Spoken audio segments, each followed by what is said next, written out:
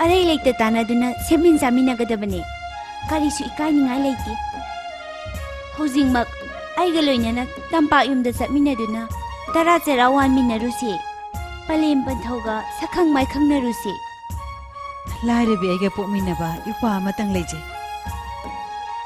मचेम अइना सिंग योलगा असितप कौजम ममलना अफंग तरा चेंग वालगा चामिनागदौरिबनी इपाना मचेम आइबु वाना ngaइरमलनी ngasi matangdi nanai tungin jaba ngamjaroi dawri करी वानु इताइबेमा लेमेरोल नाकते तिन्दुना आइगी कांखुट ओइदुना कांग सानबे यावरगदबनी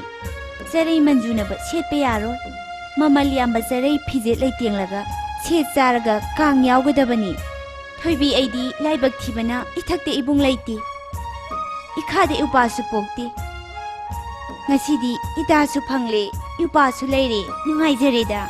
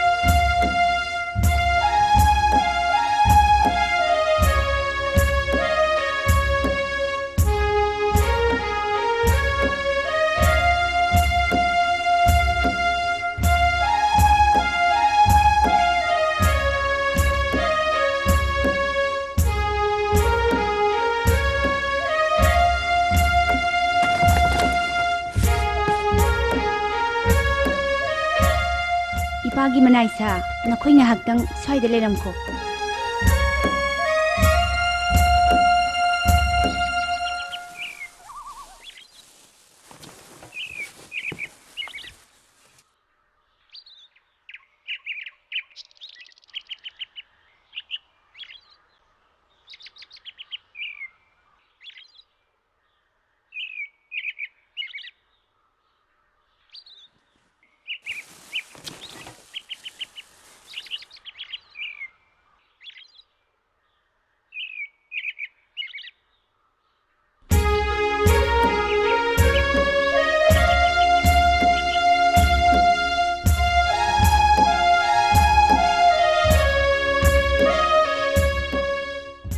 इबेमा सिदा कापोना उप्लिबसिबु करिनो इता मजा इबेमा कुमना पोपने ओ खुमन पोपनेबा अदुदि इता खुमन पोपा खुरुमजगे हैरांग लेरांग खरदंग हेकपिरुसु लालातोन अमसु यावबिरो फगनी मजा इबेमा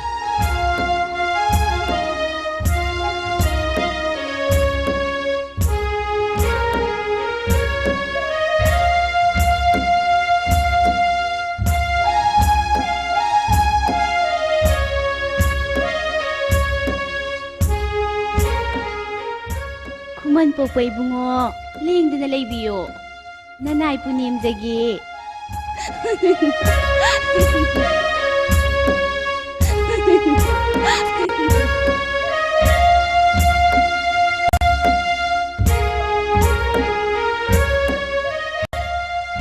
मजा इबेमा सोमना लेजरे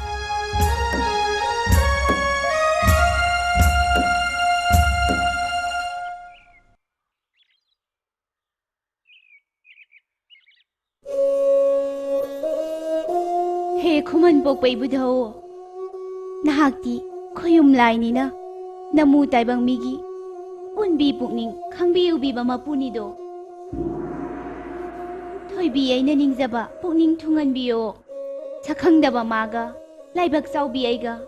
अपाम नुंसी वाइथुंगनजगे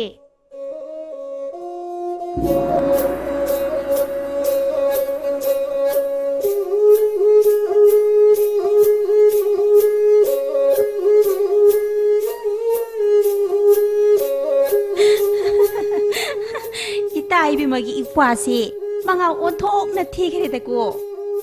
ꯏꯇꯥ ꯑꯩꯈꯣꯏꯒꯤ ꯈꯨꯃꯟ ꯄꯣꯛꯄꯁꯤꯗꯤ ꯑꯣꯟꯊꯣꯛꯅ ꯋꯥꯡꯈ꯭ꯔꯦꯗ ꯃꯆꯥ ꯏꯕꯦꯝꯃ ꯅꯅꯥꯏꯅ ꯂꯥꯟꯈꯤꯕ ꯈꯤꯕꯤ ꯉꯥꯛꯄꯤꯌꯨ ꯅꯅꯥꯏ ꯑꯁꯦ ꯏꯄ꯭ꯋꯥꯅꯤ ꯍꯩꯗꯦꯗ ꯏꯇꯥ ꯈꯨꯃꯟ ꯄꯣꯛꯄꯅꯦ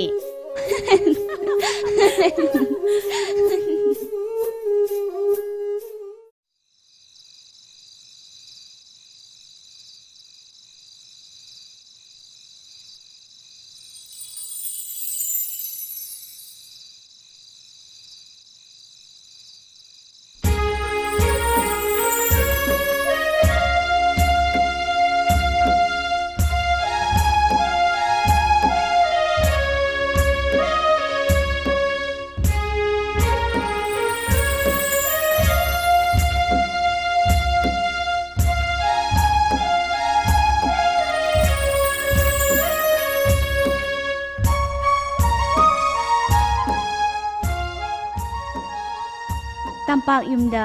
ꯂꯦꯡꯗꯅ ꯂꯩꯕꯅꯗꯤ ꯑꯩꯒꯤ ꯅꯤꯡꯖꯕ ꯃꯄꯥ ꯊꯨꯡꯕ ꯉꯝꯂꯔꯣꯏ ꯑꯗꯨꯅ ꯍꯌꯦꯡꯗꯤ ꯏꯄꯟ ꯅꯤꯡꯊꯧꯒꯤ ꯃꯅꯥꯛꯇ ꯆꯠꯂꯒꯦ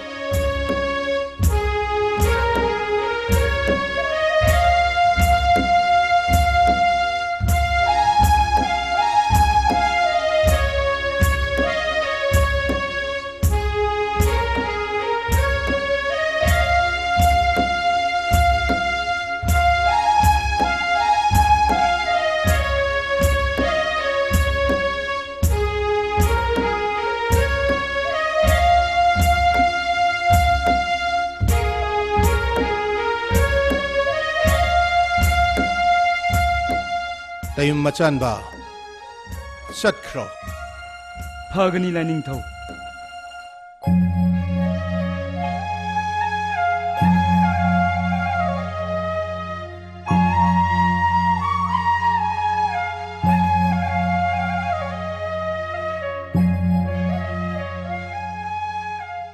ꯏꯃꯣꯝ ꯂꯥꯡꯂꯦꯟ ꯆꯔꯩꯍꯟ ꯏꯆꯥꯅ ꯉꯁꯤ ꯀꯣꯔꯧ ꯅꯨꯃꯤꯠꯁꯤꯗ ꯏꯄꯜꯒꯤ ꯅꯥꯛꯇ ꯈꯣꯡꯗꯣꯏ ꯍꯨꯜꯂꯛꯄꯗꯤ ꯍꯩꯅꯤꯡꯕ ꯌꯥꯋꯥ ꯄꯥꯎꯗꯝꯃꯨꯗꯣ ꯏꯄꯟ ꯅꯤꯡꯊꯧ ꯁꯖꯤꯕꯨ ꯂꯥꯏꯔꯦꯟ ꯀꯤꯁꯤ ꯇꯥꯏꯔꯦ ꯀꯣꯡꯕ ꯂꯩꯊꯣꯡ ꯐꯥꯠꯂꯦ ꯀꯦꯒꯦ ꯂꯩꯃꯔꯣꯟ ꯃꯌꯥꯝ ꯄꯨꯜꯂꯒ ꯂꯝꯂꯦꯟ ꯂꯣꯛꯇꯥꯛ ꯄꯥꯠꯇ ꯀꯨꯝꯗꯨꯅ ꯂꯦꯝꯂꯩ ꯉꯥꯔꯝ ꯇꯥꯜꯂꯒ ꯇꯔꯥ ꯆꯥꯛꯆꯥ ꯍꯩꯖꯥꯟꯅꯖꯒꯦ ꯏꯄꯨ ꯂꯣꯏꯖꯥ ꯅꯤꯉꯣꯜ ꯂꯥꯛꯄꯒꯤ ꯀꯥꯡꯁꯪꯗ ꯈꯨꯟꯊꯛ ꯈꯨꯡꯈꯥꯒꯤ ꯆꯅꯨ ꯅꯤꯉꯣꯜ ꯃꯌꯥꯝ ꯀꯥꯡ ꯁꯥꯟꯅꯖꯒꯦꯅꯤ ꯏꯄꯟ ꯅꯤꯡꯊꯧ ꯏꯃꯣꯝ ꯂꯥꯡꯂꯦꯟ ꯏꯃꯣꯝꯒꯤ ꯄꯥꯏꯃ ꯄꯨꯛꯅꯤꯡꯗꯤ ꯏꯄꯜꯅ ꯈꯪꯏꯗꯣ ꯏꯃꯣꯝꯒꯤ ꯅꯤꯡꯕ ꯊꯨꯡꯖꯔꯨ ꯐꯒꯅꯤ ꯏꯄꯟ ꯅꯤꯡꯊꯧ ꯑꯩ ꯀꯅꯥ ꯂꯩ ꯂꯥꯏꯅꯤꯡꯊꯧ ꯍꯌꯦꯡ ꯀꯣꯔꯧ ꯃꯊꯪꯗꯤ ꯂꯣꯛꯇꯥꯛ ꯄꯥꯠꯇ ꯇꯝꯕ ꯅꯤꯄꯥ ꯑꯃꯠꯇ ꯀꯨꯝꯕ ꯌꯥꯔꯣꯏ ꯏꯃꯣꯝ ꯂꯥꯡꯂꯦꯟ ꯂꯦꯝꯂꯩ ꯉꯥꯔꯝ ꯇꯥꯟꯕ ꯆꯠꯀꯅꯤ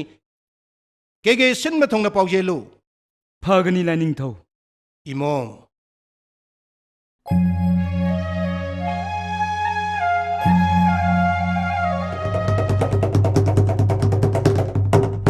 ꯃꯄꯨꯒꯤ ꯁꯅꯥ ꯌꯥꯊꯪꯕꯨ ꯀꯦꯒꯦ ꯈꯨꯟꯊꯛ ꯈꯨꯟꯈꯥ ꯃꯣꯏꯔꯥꯡ ꯂꯩꯀꯥꯏ ꯅꯤꯄꯥꯟ ꯁꯤꯟꯕ ꯊꯨꯡꯅ ꯄꯥꯎ ꯆꯦꯜꯂꯤꯕꯁꯤ ꯀꯦꯒꯦ ꯇꯥꯗꯕ ꯇꯥꯍꯧꯔꯣ ꯃꯣꯏꯔꯥꯡ ꯈꯪꯗꯕ ꯈꯪꯍꯧꯔꯣ ꯍꯌꯦꯡ ꯏꯅꯨꯡ ꯉꯥꯟꯕꯗ ꯃꯆꯥ ꯏꯕꯦꯝꯃꯅ ꯂꯨꯆꯤꯡꯗꯨꯅ ꯀꯦꯒꯦ ꯂꯩꯃꯔꯦꯜ ꯄꯨꯝꯅꯃꯛ ꯂꯝꯂꯦꯟ ꯂꯣꯛꯇꯥꯛ ꯄꯥꯠꯇ ꯂꯦꯝꯂꯩ ꯉꯥꯔꯝ ꯇꯥꯟꯒꯗꯧꯔꯤ ꯅꯨꯃꯤꯠ ꯑꯁꯤꯗ ꯇꯝꯕ ꯅꯤꯄꯥ ꯑꯃꯠꯇ ꯂꯣꯛꯇꯥꯛ ꯄꯥꯠꯇ ꯀꯨꯝꯕ ꯌꯥꯗꯦ ꯀꯨꯝꯈꯤꯕ ꯌꯥꯎꯔꯕꯁꯨ ꯊꯨꯅ ꯌꯥꯡꯅ ꯀꯥꯈꯠꯂꯛꯎ ꯃꯄꯨꯒꯤ ꯁꯅꯥ ꯌꯥꯊꯪꯅꯦ ꯀꯦꯒꯦ ꯇꯥꯗꯕ ꯇꯥꯍꯧꯔꯣ ꯃꯣꯏꯔꯥꯡ ꯈꯪꯗꯕ ꯈꯪꯍꯧꯔꯣ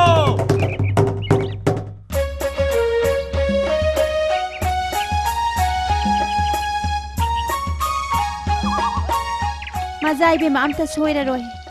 ꯌꯥꯝꯅ ꯅꯨꯡꯉꯥꯏꯖꯔꯦ ꯏꯆꯦꯝ ꯏꯟꯒꯤ ꯈꯣꯡꯖꯤꯁꯤꯡꯗꯣ ꯑꯃꯨꯛ ꯍꯟꯅ ꯂꯧꯊꯣꯛꯄꯤꯔꯣ ꯐꯒꯅꯤ ꯃꯖꯥ ꯏꯕꯦꯝꯃ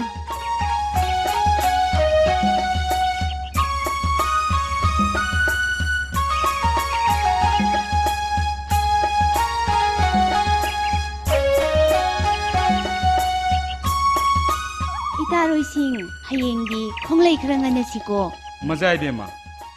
ꯌꯧꯖꯔꯨꯔꯦ ननाई खमनुदा हयेंग कोरो अंगनबदा खोंदोरकनबा हाइजरमले इपागी मनाई केगे पाउदी करी ले मजाई बेमा निथौगी सनाया थंगबु कीदब कना यावबगे सनाया थंग पाउजेलबु हेक्ताबदा कीना दुना लोकताक त तंबनि पा कनाम त ताखिद्रे मपुगी पाउजेल याथंग ताबदा लैमरेल सिंगना मागी अरे इन हंगेन सेम सादुना थमनाउरे लैतब कांगबुना वाइना होरे मजाई बेमा इपागी मनाई यवादु ताबदा आइगी थमोय पेले सिंथा तौजरुरो फगनी मजाई बेमा इबुदौ थांजिंग कोइरे लाय नसुना लमले लोकताक थोंगदा लेमलै ngaram तानबदा तिंगु नंगना लमजिंग ओइबिरगा पाखंग माबु पुबिरक्तुना नुरागी सिंथा पांगहनबिरो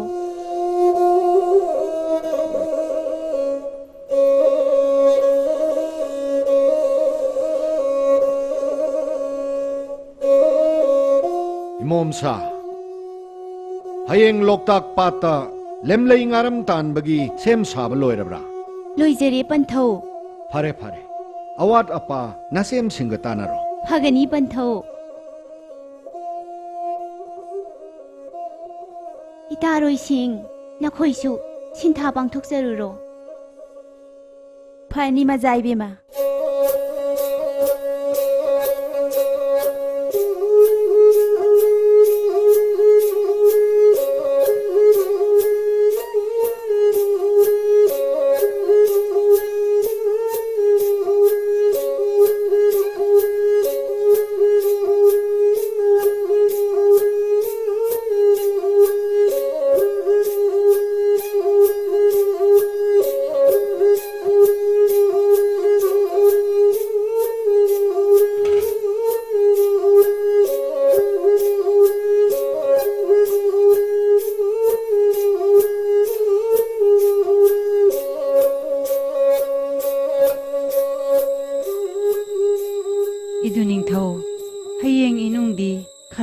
लान थोकनु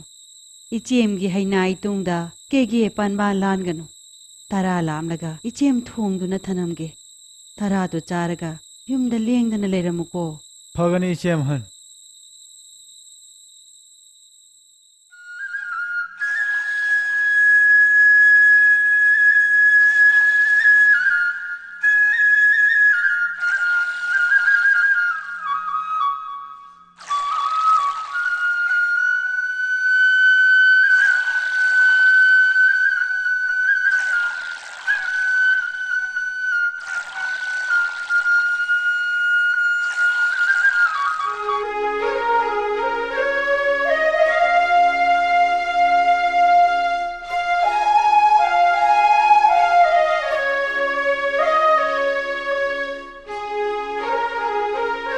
येंदी येनिंग खेदा लेमरे मयामना लेमलै ngaram तान मदो अदुबु इचेमनदी खराई थोंगान लानथोकनु पाउमेनरमी तारा चाकसु चाथोले ngasiगी korausibu karam lensiba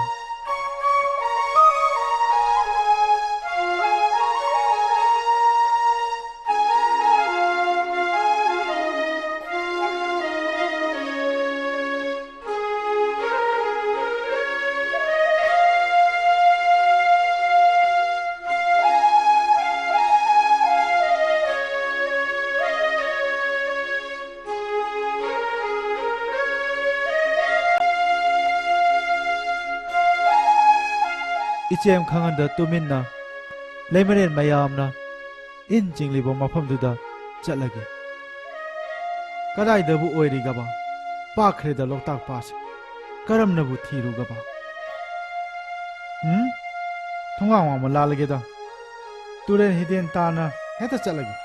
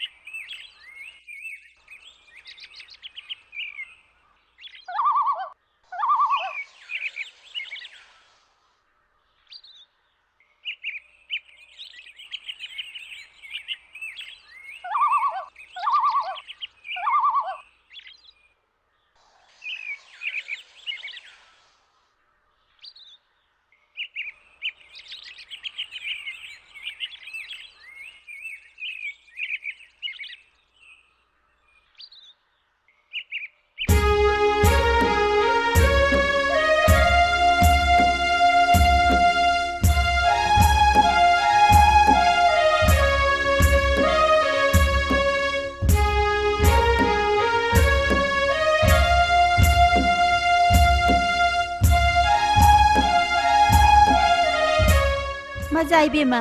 ꯏꯄꯨꯏꯅꯥꯏ ꯉꯥ ꯑꯃ ꯐꯥꯎꯕ ꯐꯥꯕ ꯉꯝꯗ꯭ꯔꯦ ꯀꯝꯗꯧꯅꯤ ꯁꯤꯗꯤ ꯁꯦꯅꯨ ꯑꯩꯗꯤ ꯊꯋꯥꯏꯁꯦ ꯋꯥꯔꯦꯗ ꯂꯦꯝꯂꯩꯉꯩ ꯌꯥꯝ ꯐꯥꯕ ꯇꯥꯟꯅꯁꯤ ꯍꯥꯏꯗꯨꯅ ꯇꯥꯁꯤꯡꯒ ꯁꯤꯡꯅꯔꯒ ꯄꯧꯔꯥꯂꯤ ꯆꯥꯎ ꯇꯠꯂꯦꯗꯣ ꯏꯟ ꯆꯤꯡꯕ ꯌꯥꯔꯔꯣꯏ ꯀꯦꯒꯦ ꯏꯕꯨꯡ ꯏꯄ꯭ꯋꯥ ꯃꯌꯥꯝꯁꯨ ꯅꯤꯡꯊꯧꯒꯤ ꯆꯩꯔꯥꯛ ꯀꯤꯕꯅ ꯀꯅꯥꯝꯇ ꯎꯔꯔꯣꯏ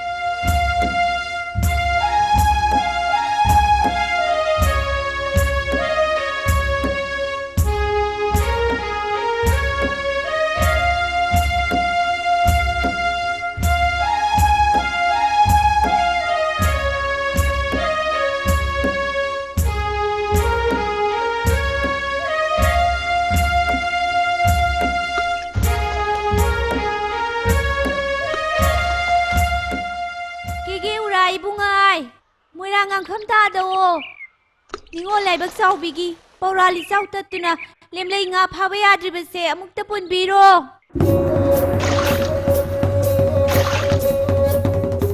ꯀꯦꯒꯦ ꯃꯆꯥ ꯀꯅꯥꯅꯣ ꯊꯣꯏꯕꯤ ꯑꯩꯕꯨ ꯏꯄꯥꯡꯒꯜ ꯁꯣꯟꯕꯤ ꯅꯨꯄꯤꯖꯥꯅꯤ ꯈꯟꯗꯨꯅ ꯎꯁꯤꯠ ꯊꯧꯑꯣꯏꯗꯕ꯭ꯔꯥ ꯏꯄꯜ ꯅꯤꯡꯊꯧꯒꯤ ꯌꯥꯊꯪꯅ ꯂꯣꯛꯇꯥꯛꯇ ꯇꯝꯕ ꯅꯨꯄꯥ ꯑꯃꯠꯇ ꯇꯥꯕ ꯌꯥꯗꯦ ꯈꯪꯅ ꯈꯪꯅ ꯎꯁꯤꯠ ꯊꯧꯑꯣꯏꯗꯅ ꯂꯥꯛꯂꯤꯕ ꯇꯝꯕ ꯅꯨꯄꯥꯁꯦ ꯁꯦꯅꯨ ꯍꯤ ꯇꯣꯡꯗꯨꯅ ꯇꯥꯅꯧ ꯑꯗꯨꯒ ꯐꯥꯎ ꯐꯅꯤ ꯃꯖꯥ ꯏꯕꯦꯝꯃ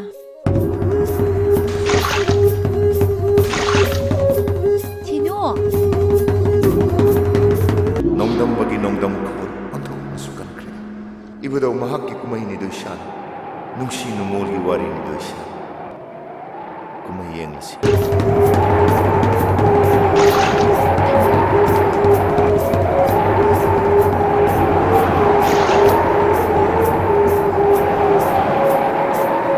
ꯅꯠꯇ꯭ꯔꯅꯦ ꯖꯥꯟꯕꯤ ꯍꯩꯃꯥ ꯃꯥꯅꯤꯅꯦ ꯃꯖꯥ ꯏꯕꯦꯝꯃ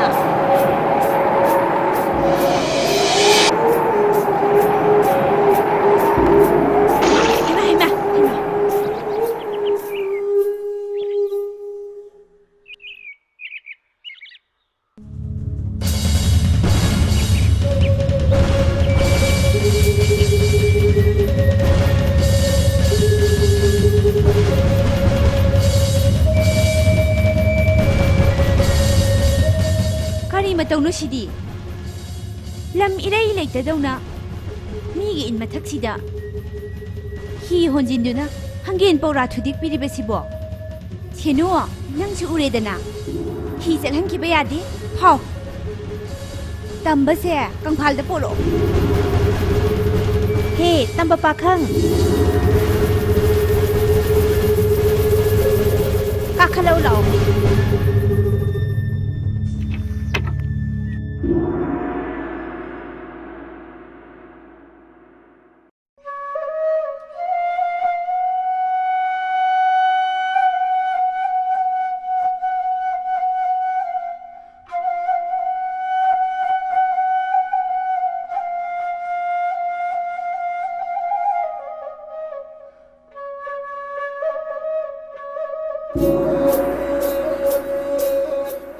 ꯀꯦꯒꯦꯗ ꯏꯅꯤꯡ ꯏꯈꯥ ꯇꯝꯅ ꯄꯥꯜꯂꯤꯕꯤ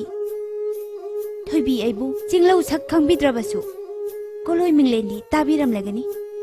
ꯀꯣꯂꯣꯏ ꯃꯤꯡꯂꯦꯟꯁꯨ ꯈꯪꯖꯩ ꯆꯦꯡꯂꯧ ꯁꯛꯁꯨ ꯈꯪꯖꯩ ꯂꯝꯂꯦ ꯂꯣꯛꯇꯥꯛ ꯄꯥꯠꯇ ꯂꯦꯝꯂꯩ ꯉꯥꯔꯝ ꯇꯥꯟꯒꯗꯧꯔꯤ ꯇꯝꯕ ꯅꯤꯄꯥ ꯑꯃꯠꯇ ꯂꯣꯛꯇꯥꯛꯇ ꯀꯨꯝꯕ ꯌꯥꯗꯦ ꯍꯥꯏꯕ ꯅꯤꯡꯊꯧꯒꯤ ꯄꯥꯎꯖꯦꯜꯕꯨ ꯇꯥꯕꯤꯍꯧꯗꯕ꯭ꯔꯣ ꯇꯥꯖꯩ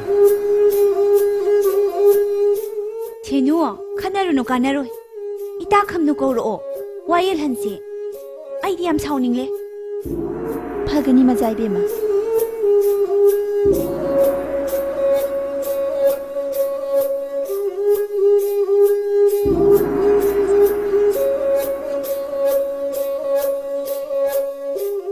ꯏꯇꯥ ꯃꯖꯥ ꯏꯕꯦꯝꯃꯅ ꯀꯧꯔꯤꯌꯦ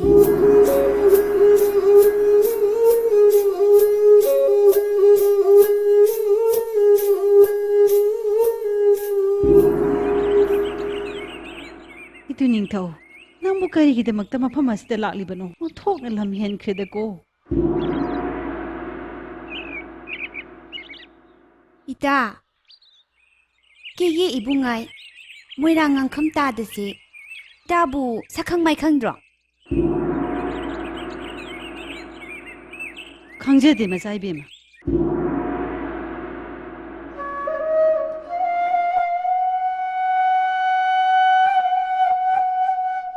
ꯑꯗꯨꯗꯤ ꯏꯇꯥ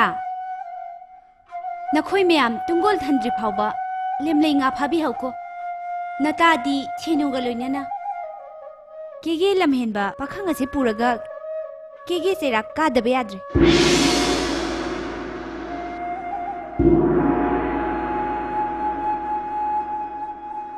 ꯀꯩꯗꯧꯔꯦ ꯏꯇꯥ ꯀꯦꯒꯤ ꯂꯝꯍꯦꯟꯕ ꯃꯆꯥꯁꯦ ꯃꯤꯇꯣꯞ ꯅꯠꯇꯦ ꯂꯥꯏꯔꯕꯤ ꯈꯝꯅꯨ ꯑꯩꯍꯥꯛꯀꯤ ꯄꯥꯡꯗ꯭ꯔꯕ ꯏꯄꯥꯗꯨꯅꯤ ꯅꯇꯥꯒꯤ ꯃꯥ ꯌꯦꯡꯕꯤꯗꯨꯅ ꯍꯟꯗꯃꯨꯛꯇꯗꯤ ꯇꯣꯜꯂꯕ ꯂꯝꯖꯥꯒꯤ ꯃꯔꯥꯜ ꯑꯃꯨꯛꯇꯗꯤ ꯉꯥꯛꯄꯤꯌꯨ ꯍꯩꯃꯥ ꯏꯇꯥ ꯑꯩꯗꯤ ꯈꯪꯉꯨꯗꯔꯦ ꯏꯇꯥꯒꯤ ꯅꯧꯄꯥ ꯑꯣꯏꯔꯦꯗꯅ ꯅꯨꯡꯁꯤꯗ ꯏꯄꯥꯗꯤ ꯑꯣꯟꯊꯣꯛꯅ ꯆꯥꯎ ꯁꯥꯡꯂꯝꯂꯦꯗ ꯅꯁꯛ ꯅꯇꯧꯅ ꯆꯪꯈꯣꯜꯂꯤꯕ ꯏꯀꯥꯏꯕꯅ ꯊꯤꯒꯜꯂꯤꯕ ꯏꯆꯦꯝꯒꯤ 이붕어 ꯁꯥꯎꯅꯨ ꯁꯥꯎꯅꯨ 이쌤나 ꯄꯉꯥꯡ ꯉꯥꯡꯈ꯭ꯔꯦ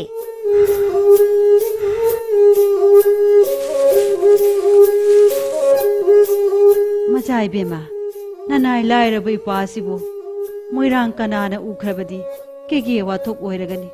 ꯃꯄꯨꯒꯤ ꯆꯩꯔꯥꯛ ꯐꯪꯂꯒꯅꯤ ꯊꯥꯗꯣꯛꯄꯤꯈ꯭ꯔꯣ ꯅꯅꯥꯏꯁꯦ ꯀꯔꯤ ꯌꯋꯥꯅꯣ ꯏꯇꯥ ꯏꯕꯦꯝꯃ ꯀꯦꯒꯦ ꯀꯅꯥꯒꯤ ꯃꯊꯧ ꯂꯩꯕꯒꯦ ꯊꯣꯏꯕꯤ ꯑꯩꯅ ꯂꯣꯛꯇꯥꯛꯇ ꯂꯦꯝꯂꯩ ꯉꯥꯔꯝ ꯇꯥꯟꯕꯗ ꯏꯄꯥ ꯂꯥꯛꯄꯕꯨ ꯀꯩꯗꯧꯒꯦ ꯂꯩꯖꯁꯅꯣ 이쌤ꯒꯤ 이붕어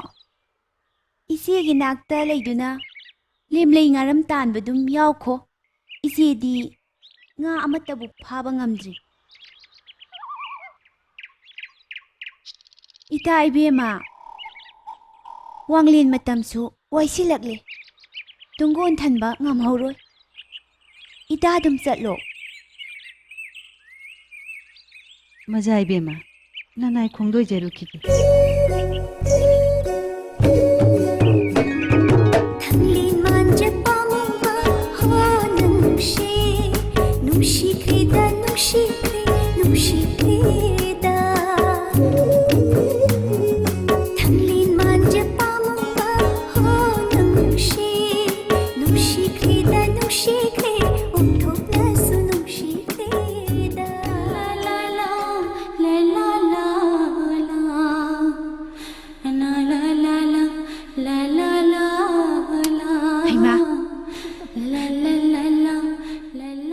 ꯏꯄꯥꯅ ꯈꯣꯡꯗꯣꯏꯔꯛꯄꯗꯤ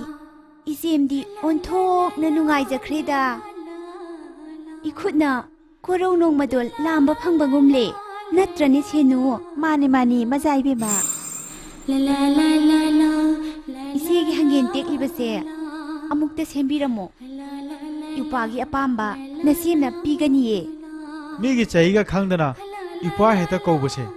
ꯇꯥꯕ ꯀꯌꯥ ꯅꯨꯡꯉꯥꯏꯇꯦ ꯏꯇꯥꯒꯤ ꯎꯄꯥꯅꯤ ꯍꯥꯏꯕꯗꯨꯗ ꯃꯤꯡꯒꯧꯐꯝꯅ ꯌꯥꯗꯗꯨꯅ ꯍꯥꯏꯖꯔꯨꯕꯅꯤ ꯋꯥꯔꯧꯕꯤꯒꯅꯨ ꯑꯌꯨꯃ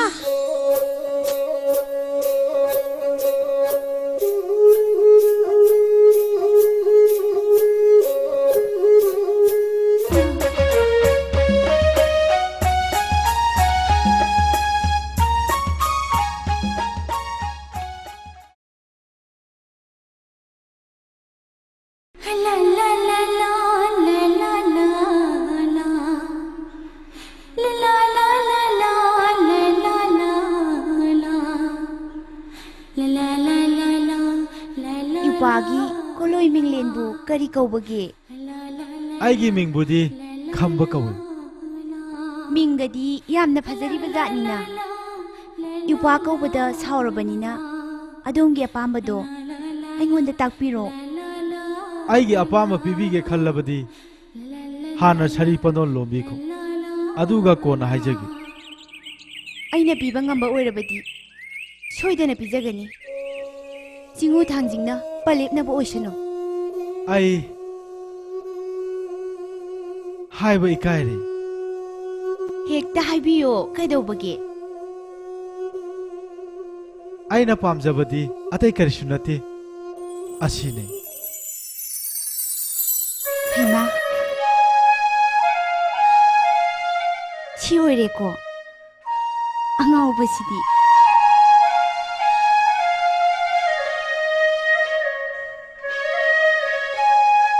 ꯂꯝꯌꯥꯏꯀꯥꯒꯤ ꯂꯣꯌꯨꯝꯕ ꯊꯥꯡꯂꯦꯟ ꯃꯤꯆꯥ ꯑꯄꯣꯛꯄꯤ ꯄꯥꯝꯃꯨꯕ ꯄꯥꯈꯪꯁꯤꯡ ꯂꯧ ꯎꯖꯕ ꯅꯨꯡꯁꯤꯅ ꯋꯥꯅ ꯄꯥꯎ ꯇꯥꯖꯕ ꯀꯣꯔꯧ ꯅꯨꯃꯤꯠ ꯑꯗꯨꯗꯒꯤ ꯂꯥꯏꯕꯛ ꯆꯥꯎꯕꯤ ꯅꯤꯡꯉꯣꯜꯒꯤ ꯌꯥꯏꯕꯤ ꯊꯋꯥꯏ ꯃꯉꯥꯁꯦ ꯈꯔꯥꯏ ꯊꯛꯇ ꯂꯩꯍꯥꯞꯄ ꯂꯩꯔꯣꯡ ꯂꯥꯏꯗ ꯀꯠꯈ꯭ꯔꯕꯅꯤ ꯅꯅꯥꯎꯅ ꯅꯨꯔꯥꯅ ꯄꯨꯛꯅꯤꯡ ꯂꯦꯞꯄꯤꯔꯕꯗꯤ ꯄꯥꯈꯪ ꯑꯩꯁꯨ ꯂꯦꯞꯆꯔꯤ ꯉꯁꯤ ꯀꯣꯔꯧ ꯅꯨꯃꯤꯠꯇ ꯊꯝꯈꯣꯡꯒꯤ ꯈꯣꯡꯖꯤꯟꯗ ꯉꯥꯔꯝ ꯄꯥꯠꯀꯤ ꯄꯥꯁꯤꯟꯗ ꯅꯨꯡꯁꯤ ꯂꯩꯄꯨꯜ ꯑꯣꯏꯅꯅꯕ ꯏꯈꯩ ꯅꯤꯊꯧ ꯄꯥꯂꯦꯞꯅ ꯁꯔꯤ ꯄꯟꯗꯣꯜ ꯂꯣꯝꯅꯔꯁꯤ ꯅꯤꯡꯉꯣꯜꯒꯤ ꯄꯥꯏꯃ ꯂꯣꯏꯗꯥꯝ ꯊꯥꯕꯨꯝ ꯑꯍꯨꯝ ꯐꯥꯔꯛꯂꯦ ꯂꯥꯡꯍꯩ ꯀꯨꯝꯕ ꯑꯣꯜꯂꯛꯂꯦ ꯅꯤꯡꯉꯣꯜꯒꯤ ꯄꯥꯏ ꯃꯅꯨꯡꯗ ꯑꯣꯝꯆꯥꯛꯅꯔꯤꯕ ꯅꯨꯡꯁꯤ ꯈꯥꯝꯕꯤ ꯃꯩ ꯆꯥꯛꯇꯦ ꯉꯁꯤ ꯀꯣꯔꯧ ꯅꯨꯃꯤꯠꯇ ꯄꯥꯈꯪ ꯄꯥꯏ ꯃꯅꯨꯡꯒꯤ ꯁꯦꯡꯂꯕ ꯌꯥꯋꯥ ꯐꯤꯒꯩꯅ ꯅꯨꯡꯁꯤ ꯈꯥꯝꯕꯤ ꯃꯩ ꯃꯨꯊꯠꯄꯤꯔꯝꯃꯨ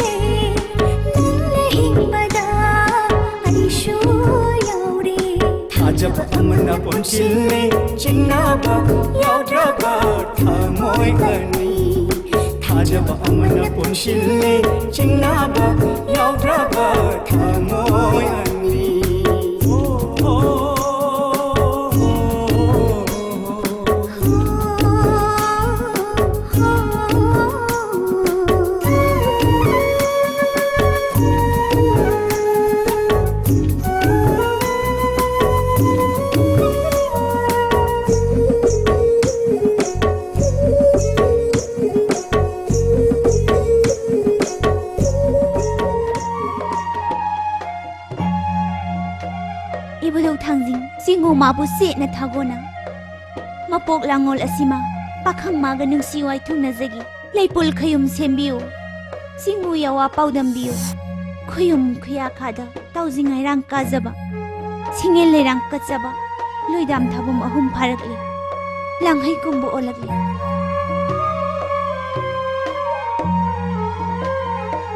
ningol gi pai manungda omchaknariba nungsi khambi mai jakte ngasi korau numita पाखंग पाई मनुंगी सेंगलबा यवा फिगैना नुंसी खांबी मै मुथत पिरमो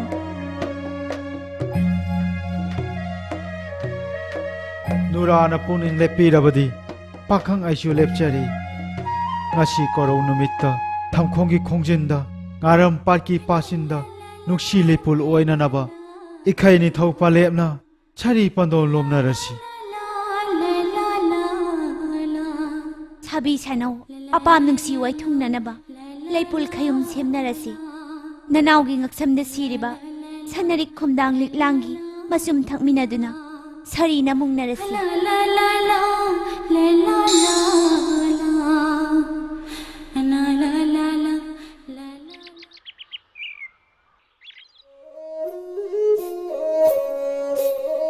idu ningthau lei merel singna kang sanaba ichem yawrukhige ichem gi hainai tungda kege panba lana thanga lekai koiram ganu ko lei merel singna kang sanaba lamja yenge khalunu ko ichem han naduni thogi ishakse kaya mu yamna thiduna kege merak tinba yaru doribano ichem gi bungo lairaba ichem na lairabana natik na pa chaba tarei phiem ta su thon bangamdabana tara lekai na manabaga mimana bangamdrabadi तांगजमाय खुमनगनी खंदुना इचेमने खामबनी ने दु निंगथौ शुमे शेमहन नौपा चचरोइदा अदुदी इदु निंगथौ इचेम खोंदोय हुल्लुखिगे थोंगान वांग मलालम गनुको इसेम हल नौपा चचरोइदा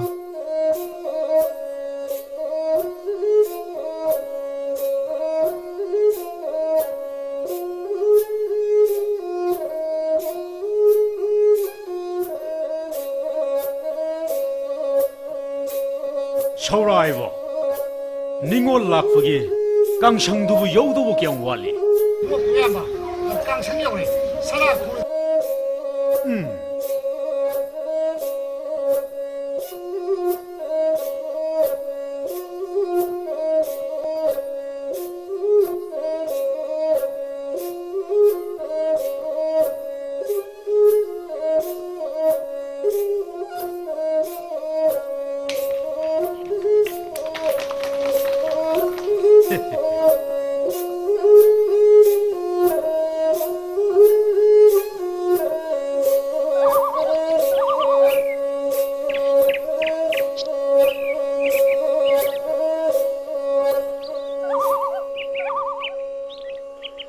इनाव लेब्रो इयाम्बा थाजदना इनाव इबुंगो नहाकपु निंगोल लाकपगी कांगसंगदा केगे खुनथक खुनखागी चनु निंगोल मयाम Kong सानगदौरिबा सिबु तादबरने इनाव इयाम्बा ताबदगी हेंदोक्तुना इसेम हंसु अखोय खुंथक्की कांखुटकी ओइना सानबा यावबा खोंदोय हुनखे इयाम्बसु खुनथक्की पाना मकोक ओइरुरबनिना खोंदोय हुंदबा याद्रेदो अईगी खोंलोय ओइरुसी हाइबबु इनावसु इयाम्बा येंदी येंजनिंगबनी अदुदा इयाम्बगा चटपबु करी तवी हाइबनो अईसु नाइतोम ताहौरे खुनथक खुनखागी पाखंग लेसाबी मखै नहा अहल खाइदना केगे लंबी पाबा मखै येंब चटनख्रबनी ने इबुंगो फरे इयाम्बा हेक्ता चलसी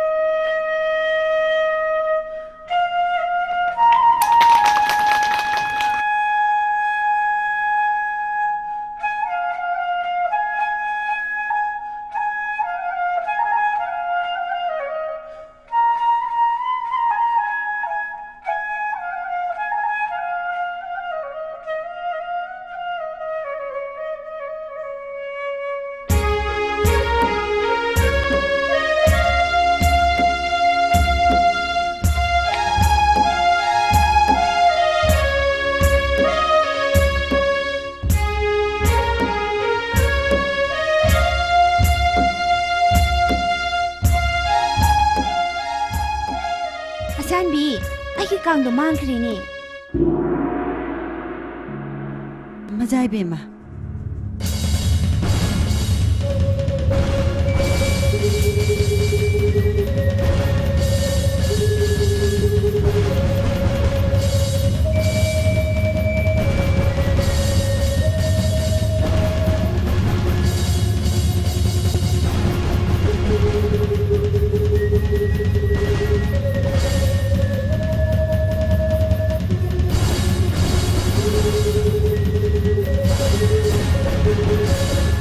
मांग की तमन पास है होगल लो ए तमन पास है होगल लो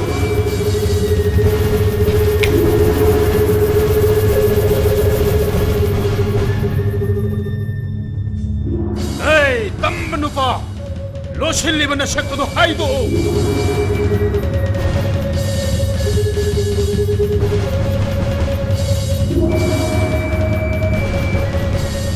नंग ले पुयादा बदी मचाई बे मगी कांग हुगे तो उबरा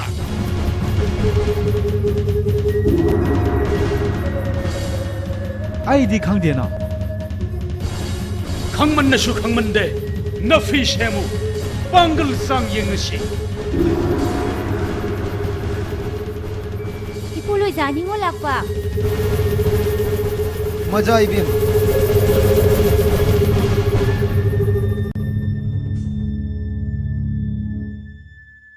ngasi leimeril singna singna duna sanaba kang ase kege wathok oiba yade aina kang kapada suiduna kuma yengba laksaba tamba nupa asigi sarai phinungda sangkhiba oirini kege macha asigi mara laiti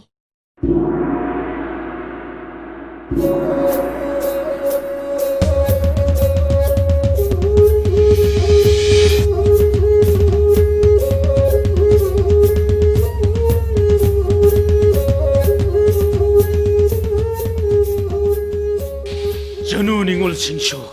Kong सिंगनदुना छानरबनिना खुनथक खुनखागी निपाई खोइशो कांगजै सिंगनदुना छानसे मयाम कुम्मै ओइहनसे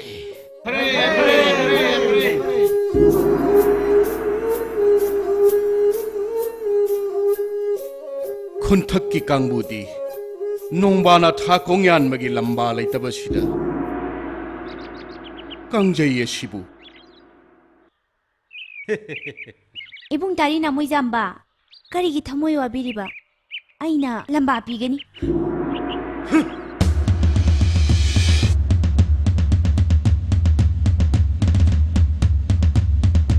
मजा आई भी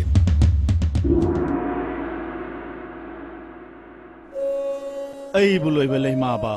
ꯅꯅꯥꯏ ꯕꯨꯂꯣꯏꯕ ꯂꯩꯅꯤꯡꯊꯧ ꯌꯣꯜꯂꯕꯗ ꯀꯟꯕꯤꯌꯨ ꯂꯥꯜꯂꯕꯗ ꯉꯥꯛꯄꯤꯌꯨ ताकपी सिदो अंगम्बा इनिंगथौ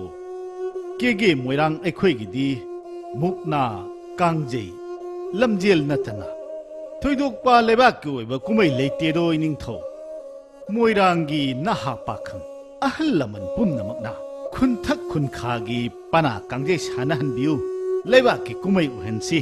मुकना कांगजे उरक्तबा चही कुमजा ओलकले हाइना अनि तिले ngangnare ahum tile sonare अंगम्बना ताकपीरिबदु यामना चुम्मी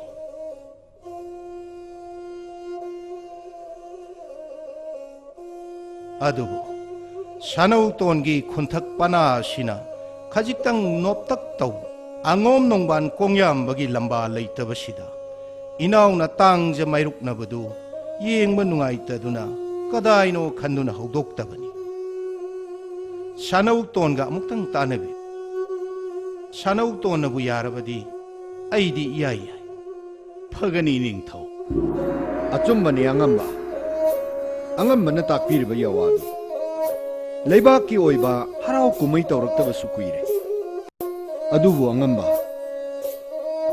अइगी खुनथक पना सिना खजिक सोनमनबा सिदा नोंबानगा लंबा पाबीनबा कांगजैरोय लेतबनिना कुमै मपुंग फारोइद्रा खंजरुबई वानी मनाव इबुंगो चाव नोंथोन लेरिङै पाइमा पुक्निङ वाबिगनु हायें कोरुङ मथंग नोंजासिदी लेबा कुमै नुङाइनबा लंबा साना सिन्जगनी मनाव इबुंगो अंगम्बनबु सिनबीगे हायरबदी ꯑꯩꯒꯤꯗꯤ ꯀꯔꯤꯁꯨ ꯌꯥꯅꯤꯡꯗꯕ ꯂꯩꯇꯦ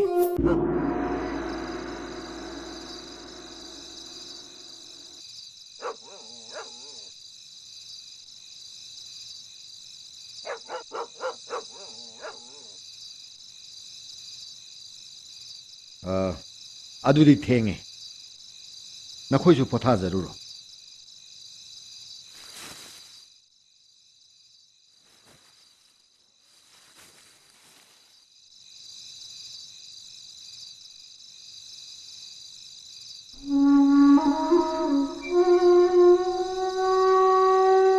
ꯄꯟꯊꯧ ꯑꯄꯣꯛꯄ ꯉꯁꯤ ꯄꯟꯊꯧꯅ ꯀꯦꯒꯦ ꯆꯩꯔꯥꯞꯇꯒꯤ ꯊꯧꯒꯨꯝꯂꯛꯄꯗ ꯃꯥꯏꯊꯣꯡ ꯈꯦꯕꯨ ꯂꯪꯁꯤꯟꯕꯗꯤ ꯋꯥꯈꯜ ꯄꯣꯠꯂꯨꯝ ꯄꯨꯔꯤꯕꯕꯨ ꯂꯩꯕꯥꯛ ꯅꯤꯡꯊꯧꯒꯤ ꯑꯣꯏꯕ ꯑꯔꯨꯕ ꯋꯥꯐꯝ ꯀꯔꯤ ꯂꯩꯕꯒꯦ ꯅꯃꯣꯝꯗ ꯆꯤꯡꯅ ꯄꯔꯩ ꯂꯩꯇꯅ ꯇꯥꯛꯄꯤꯌꯨꯅꯦ ꯄꯟꯊꯧ ꯀꯨꯝꯁꯤ ꯀꯨꯝꯖꯥꯁꯨ ꯈꯨꯟꯊꯛ ꯈꯨꯟꯈꯥꯒꯤ ꯄꯅꯥ ꯀꯥꯡꯖꯩ ꯁꯥꯟꯅꯒꯗꯧꯔꯤ ꯅꯄꯜ ꯏꯕꯨꯡꯉꯣꯒꯤ ꯄꯅꯥꯗꯤ ꯑꯉꯣꯝ ꯅꯣꯡꯕꯥꯟꯅ ꯀꯥꯡꯖꯩꯔꯣꯏ ꯑꯣꯏꯕꯅꯤꯅ ꯈꯨꯟꯈꯥ ꯄꯅꯥꯅ ꯈꯨꯟꯊꯛꯄꯨ ꯃꯨꯛꯅꯥ ꯀꯥꯡꯖꯩ ꯂꯝꯖꯦꯜꯗ ꯊꯪꯅꯅ ꯊꯣꯏꯔꯛꯄꯁꯦ ꯆꯍꯤ ꯀꯨꯝꯖꯥ 8 ꯁꯨꯔꯦꯅꯣ ꯀꯨꯝꯁꯤꯒ ꯊꯣꯏꯔꯕꯗꯤ ꯆꯍꯤ ꯀꯨꯝꯖꯥ 9 ꯁꯨꯔꯒꯅꯤ ꯈꯜꯂꯨꯕꯗ ꯏꯄꯥꯅ ꯏꯇꯣꯝꯇ ꯏꯀꯥꯏꯖꯗꯨꯅ ꯇꯧꯕꯅꯤ ꯏꯄꯥꯗꯤ ꯄꯅꯥ ꯀꯥꯡꯖꯩ ꯌꯦꯡꯕ ꯆꯠꯂꯔꯣꯏ ꯀꯦꯒꯦ ꯃꯤꯌꯥꯝ ꯃꯃꯥꯡꯗ ꯇꯥꯡꯖ ꯃꯥꯌꯣꯛꯅꯒꯅꯤ ꯏꯄꯥ ꯏꯕꯨꯡꯉꯣ ꯄꯥꯏ ꯃꯅꯨꯡꯗ ꯆꯤꯡꯅꯕꯒꯤ ꯏꯊꯛ ꯏꯄꯣꯝ ꯂꯥꯡꯗꯨꯅ ꯅꯨꯡꯉꯥꯏꯇꯕ ꯁꯛꯂꯣꯟ ꯄꯨꯕꯤꯒꯅꯨ ꯍꯧꯒꯤ ꯍꯣꯠꯅ ꯔꯦꯡꯁꯤꯟꯗꯨꯅ ꯅꯃꯣꯝꯅ ꯑꯃꯠꯇ ꯋꯥꯠꯇꯅ ꯍꯣꯠꯅꯖꯒꯅꯤ ꯄꯟꯊꯧꯒꯤ ꯃꯥꯏ ꯈꯨꯍꯟꯖꯔꯣꯏ ꯏꯄꯥꯒꯤ ꯈꯨꯟꯊꯛ ꯄꯅꯥꯒꯤ ꯀꯥꯡꯖꯩꯔꯣꯏꯁꯤꯡꯕꯨ ꯃꯤꯔꯥꯏꯕꯤꯒꯅꯨ ꯃꯥꯏꯊꯤꯔꯕꯁꯨ ꯇꯧꯖꯤꯡ ꯍꯩꯔꯥꯡ ꯅꯤꯡꯊꯤꯅ ꯄꯤꯖꯗꯨꯅ ꯃꯈꯣꯏꯒꯤ ꯃꯄꯨꯛꯅꯤꯡ ꯊꯧꯒꯠꯄꯤꯌꯨ ꯏꯄꯥ ꯏꯆꯥꯒꯤ ꯃꯥꯏ ꯆꯣꯞꯄ ꯌꯥꯗꯦ ꯐꯒꯅꯤ ꯄꯟꯊꯧ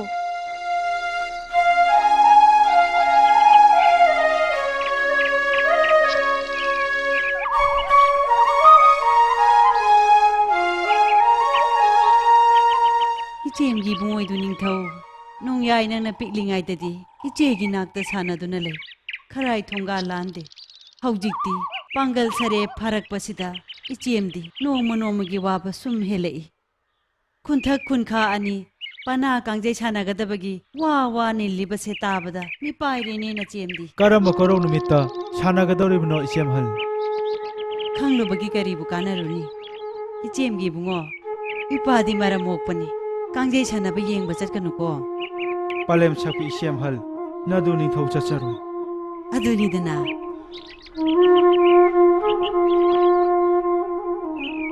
ꯃꯖꯥ ꯏꯕꯦꯝꯃ ꯂꯥꯏꯔ ꯁꯪꯗ ꯂꯦꯡꯕꯤꯔꯛꯄꯕꯨ ꯀꯔꯤ ꯀꯔꯝꯕ ꯑꯊꯨꯕ ꯄꯥꯎ ꯂꯩꯕꯤꯕꯒꯦ ꯏꯃꯨꯡ ꯂꯣꯝꯗ ꯂꯦꯡꯁꯤꯟꯁꯤ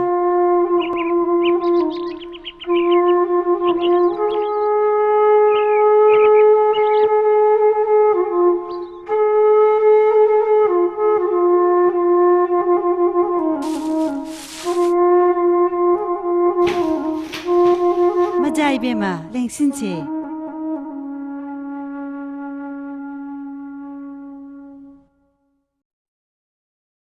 ꯏꯇꯥ ꯏꯕꯦꯝꯃ ꯅꯄꯨꯅ ꯅꯥꯏꯅ ꯆꯥꯅꯕ ꯍꯩꯔꯥꯡ ꯍꯦꯛꯎꯁꯤ ꯂꯥꯛꯑꯣ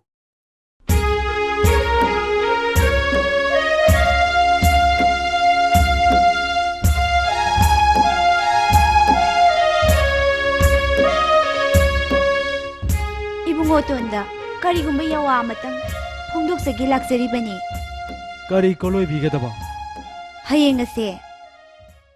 ꯈꯨꯟꯊꯛ ꯈꯨꯟꯈꯥꯒꯤ ꯄꯅꯥ ꯀꯥꯡꯖꯩ ꯁꯥꯟꯅꯒꯗꯧꯔꯤ ꯑꯩꯈꯣꯏꯒꯤ ꯈꯨꯟꯊꯛ ꯄꯅꯥ ꯅꯣꯞꯄꯦ ꯑꯗꯨꯅ ꯀꯥꯡꯖꯩ ꯈꯔ ꯌꯥꯎꯕꯤꯌꯨ ꯍꯥꯏꯗꯨꯅ ꯅꯦꯛꯆꯕ ꯂꯥꯛꯆꯔꯤꯕꯅꯤ ꯃꯖꯥ ꯏꯕꯦꯝꯃ ꯑꯩꯗꯤ ꯀꯥꯡꯖꯩ ꯍꯩꯖꯗꯦ ꯌꯥꯎꯕ ꯉꯝꯖꯔꯣꯏ ꯌꯥꯎꯕꯤꯗꯕ ꯌꯥꯗꯦ ꯅꯣꯡꯕꯥꯜꯒꯤ ꯂꯝꯕꯥ ꯂꯩꯇꯗꯨꯅ ꯀꯥꯡꯖꯩ ꯁꯥꯟꯅꯗꯕ ꯇꯥꯔꯕꯗꯤ ꯊꯣꯏꯕꯤ ꯑꯩꯅ ꯅꯣꯡꯕꯥꯜꯒꯤ ꯂꯝꯕꯥ ꯄꯤꯒꯅꯤ ꯉꯝꯗ꯭ꯔꯒꯅ ꯊꯣꯏꯕꯤ ꯏꯁꯥꯃꯛ ꯌꯥꯎꯒꯅꯤ ꯍꯥꯏꯔꯨꯕꯗꯒꯤ ꯈꯨꯟꯊꯛꯀꯤ ꯀꯥꯡꯖꯩꯔꯣꯜꯁꯤꯡꯅ ꯍꯔꯥꯎꯅꯗꯨꯅ ꯑꯩꯕꯨ ꯀꯥꯡꯖꯩꯔꯣꯏ ꯍꯥꯞꯈ꯭ꯔꯕꯅꯤ ꯅꯨꯄꯤꯖꯥ ꯑꯣꯏꯕꯤ ꯑꯩꯍꯥꯛꯇꯤ ꯏꯄꯥꯡꯒꯜ ꯏꯊꯧꯅꯥꯁꯨ ꯂꯩꯖꯗꯦ ꯍꯥꯏꯖꯕꯗ ꯌꯥꯕꯤꯔꯛꯀꯅꯤ ꯈꯟꯗꯨꯅ ꯊꯧꯅꯥ ꯐꯅ ꯂꯩꯕꯥꯛ ꯃꯤꯃꯥꯡꯗ ꯆꯣꯡꯊꯣꯛꯇꯨꯅ ꯂꯥꯎꯖꯔꯨꯕꯅꯤ ꯃꯖꯥ ꯏꯕꯦꯝꯃ ꯃꯇꯨꯡꯗ ꯑꯃꯨꯛ ꯍꯟꯅ ꯌꯥꯎꯕꯤꯗ꯭ꯔꯕꯁꯨ ꯍꯌꯦꯡꯒꯤ ꯀꯥꯡꯖꯩ ꯁꯤꯃꯇꯗꯤ ꯌꯥꯎꯕꯤꯗꯕ ꯌꯥꯗ꯭ꯔꯤ ꯃꯖꯥ ꯏꯕꯦꯝꯃ ꯏꯆꯦꯝꯍꯜꯅ ꯌꯥꯗꯕꯁꯤꯗ हंदक्ति निंगोल अइबु नुंसिबिदे चप चाना खंगजबा तारे थोइबी अइबु नुंसिबिरगा कंगजे याउबियु नुंसिबिद्रगना तोपियु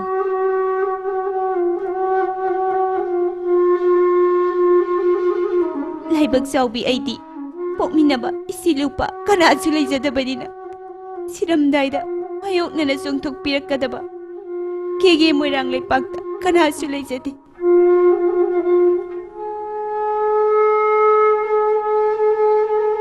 इताई बेमा नतागिदि करिसु पिनिंगाई लेजदे हैसि नतना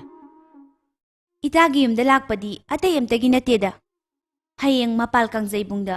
खुंथक खुंखागी पना कांगजै सानागदोरी इपागी खुंथक पनागी कांगजैरोइसिंगी चाना थकनबा अइना लांगदोरी अदुदा इतासु याउबियो हाइजगे लाकपने इतागी नदु निंथौदी हयेंग युम संगनबियो खराई थोंगाल लालहनबिगनु इतादी ngantana lakpiyo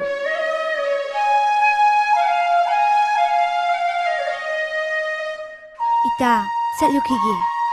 फगनी मजाई बेमा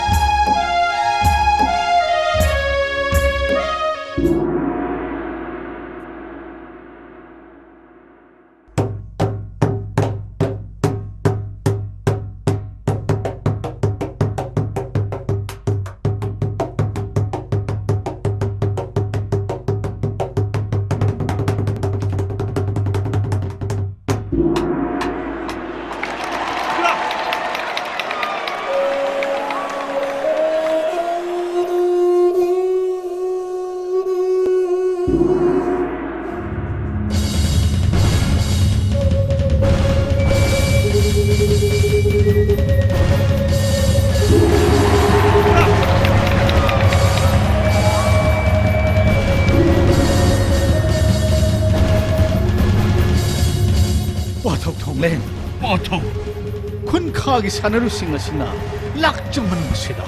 ꯀꯥꯡꯖꯩꯁꯦ ꯑꯩ ꯌꯦꯡꯕ ꯅꯨꯡꯉꯥꯏꯈꯤ ꯇꯁꯦꯡꯅꯅꯤ ꯄꯥꯊꯧ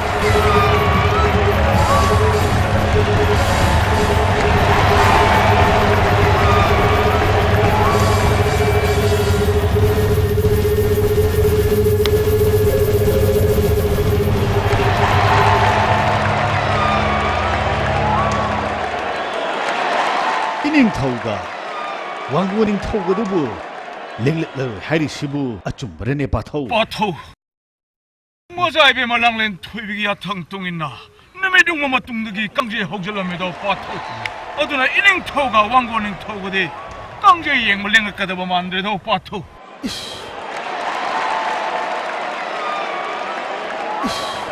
ꯌꯦꯡꯉꯨꯅꯦ ꯄꯥꯊꯧ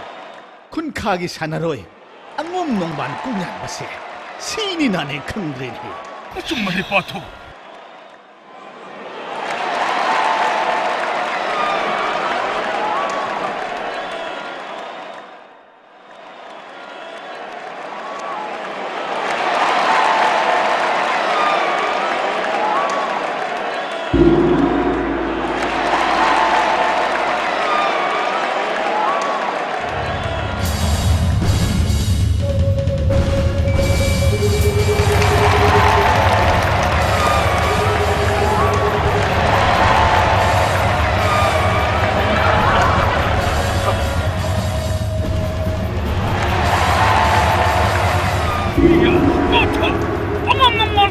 श्री हेंगले पाथो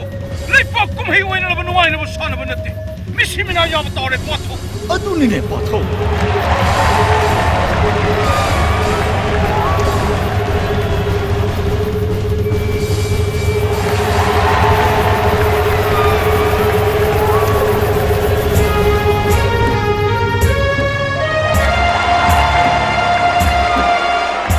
दा आदेसिबु नत्रने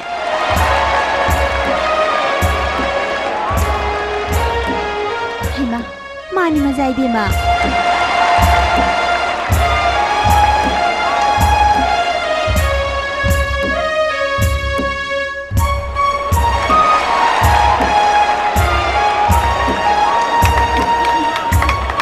लाओ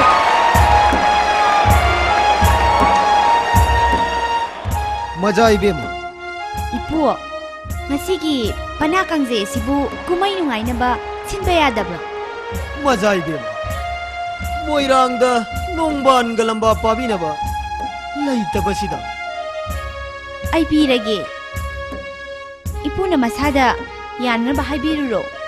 इपु आदा लेबलिबा तंबा नुपासे उब्रा खुंथक खुंखागी मिया मनिगी ताइना फमदा लैरिबसे हाइनबिरुरो खुंथक मचानी सेंगै पाता लैबनी इपु फगनी मजाइबेम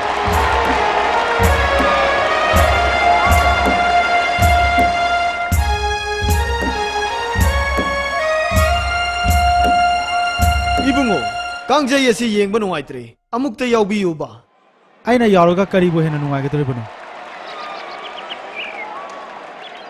खुनखान लाक्चबसिदा कांगजय असी येंगब नुंगाइत्रे अमुक्तादि याउबियुबा याउबबुदि याउजगे अदुदि इबुंगोगी चरई फी अदु आई सिल्लगे यारने सिंद्रबसु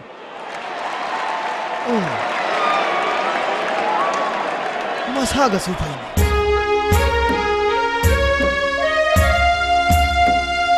आदगी सिगा चटमिनरो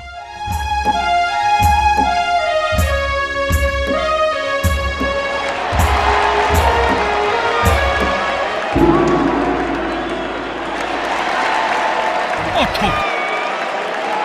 마노 앙앙시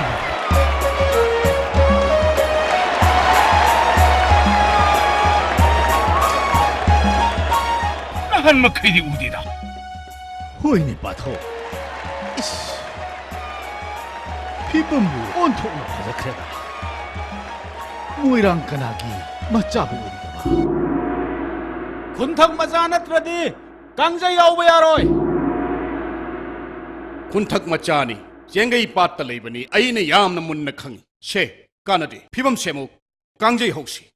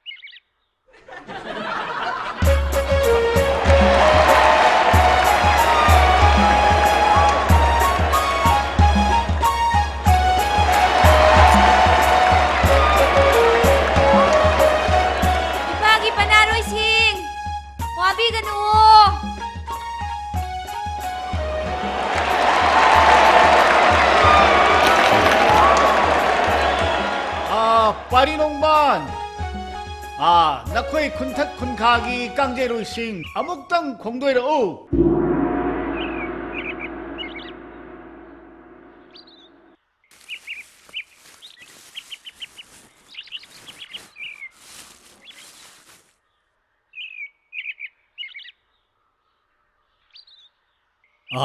감도버게네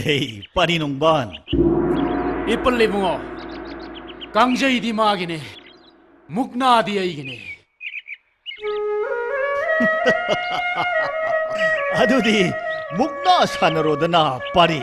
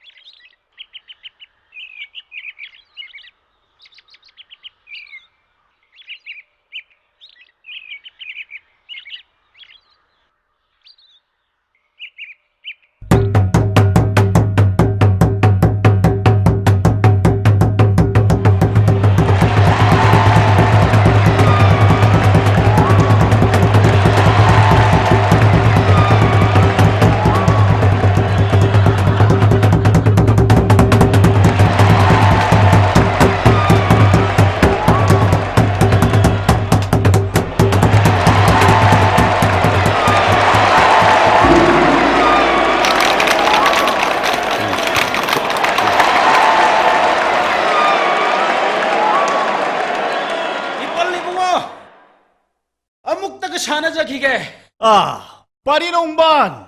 카르왈리 땀코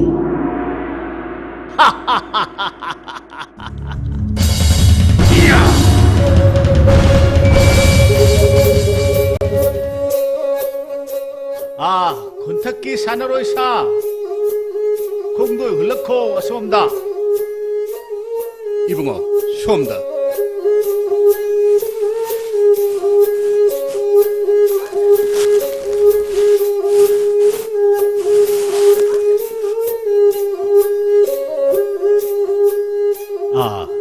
पारी मानब खुंथक मचा नंबु लमलेन कैद लेबन कोलोइन करी कवी पलेम पंथौ कनाना पोकपनो अङम्बा ननाई लमजा मचाने इमिंगना लाइरब कवी चेंगई पाता लेजबनी पिंगना पलेम पंथौ छेनबना अपोक पलेम पंथौगे कोलोय मिलेन खंगजहौद्रे या जवा फिगै सेंवहै नत्रबदी पारी पुरी ताक्ति फौबा चैराक चैथिंग बिगिनी है मोइरांग मचाई दु निंथौ नंगन खंगद्रबदी खंगद्रे खंगलबदी असेंग कोलोय मिंगलेंदो ताउगबा केगे फमनाइबा मोइरांग अंगम्बा ननाई लमजाबु पोक पंथौगी मिंगलेंदी नोयाई चखा अंगम्बा खुमन पुरेम कवी पालेम की कोलोई मिलेना शलंगांग लेंग युरेन तुमपोक्ति ट्रेडिंग लमी चुम्बी नत्रना है पारी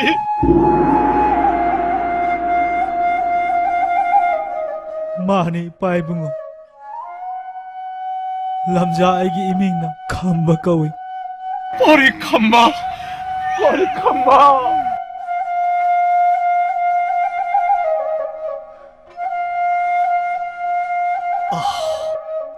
कोरो नुंगा खरबा पाथौ इबुंगो पुरेम्बा इचल्लिबे मंगांग खलैमा नखोय अनि नाइबु पाइ मपुक्लौ पारौ नना साउरिनि नको कोरो नोंदोल थक्तगी लेचिल पुमाय हगुकलगा साम पंगल चाउरबा कांगुंग सेरे पारो पारिबु अमुक्त पे नहीं लोड़ो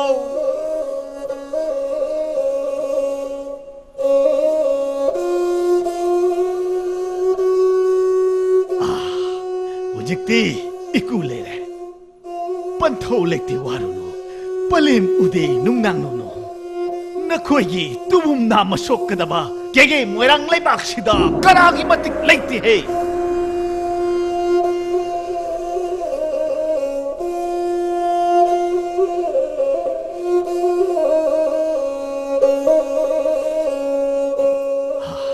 nong khamnu nadu ning thau cha na ba tara sak thonguro iku di maklo ren bu puraga mapugi nak ta chatluge Ipa ibungo.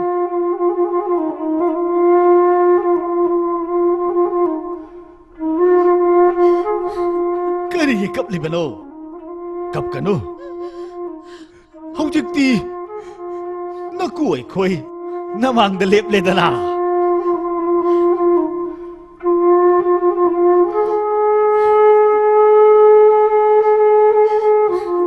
pathau na imumbu mong mamaran yaida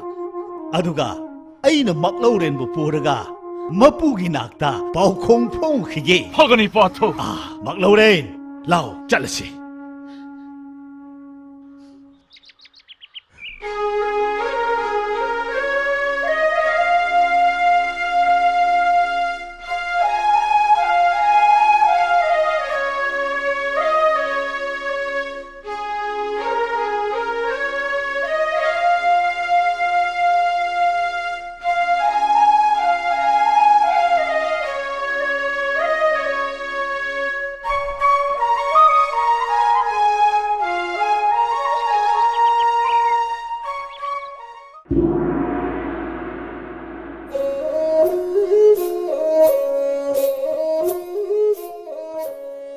ai buloi belai ma ba nanai buloi ba ining thau ngangoi lebak mapu ngasi nanai chawbuna kege kangla dagi kumkhibada mapal kangjai bungda sana gi liklang pareng ama taduna leram lene ning thau nanai na khullaga mapu khoya khada kachagi haina pujarak lidoi ning thau angamba kanagi ngaksamda siba sana liklang pareng none Shana miyeng tabigani doi ning thau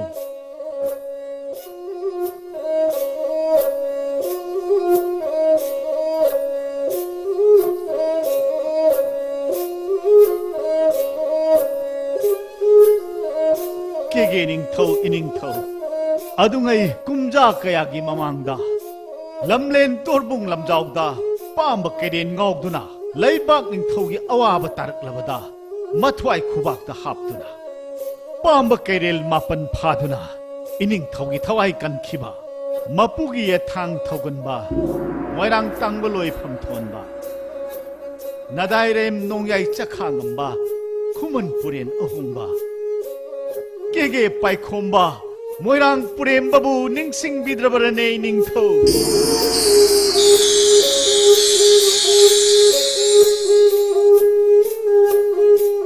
pathong mana thambiramba Paudi Chara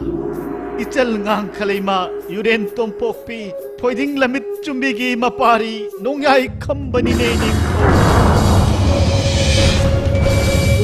ning tham changbi akanbi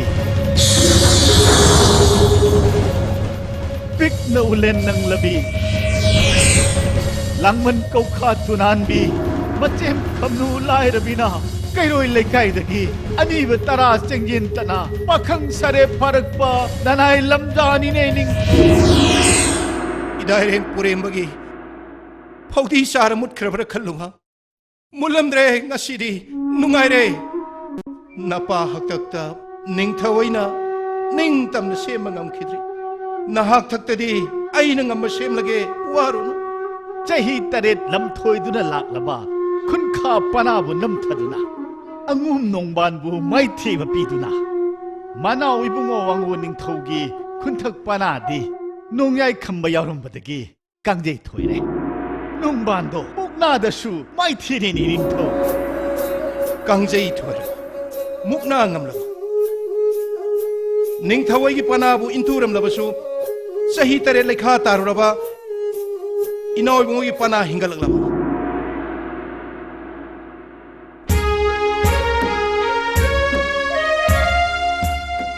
aduri tayu masan ba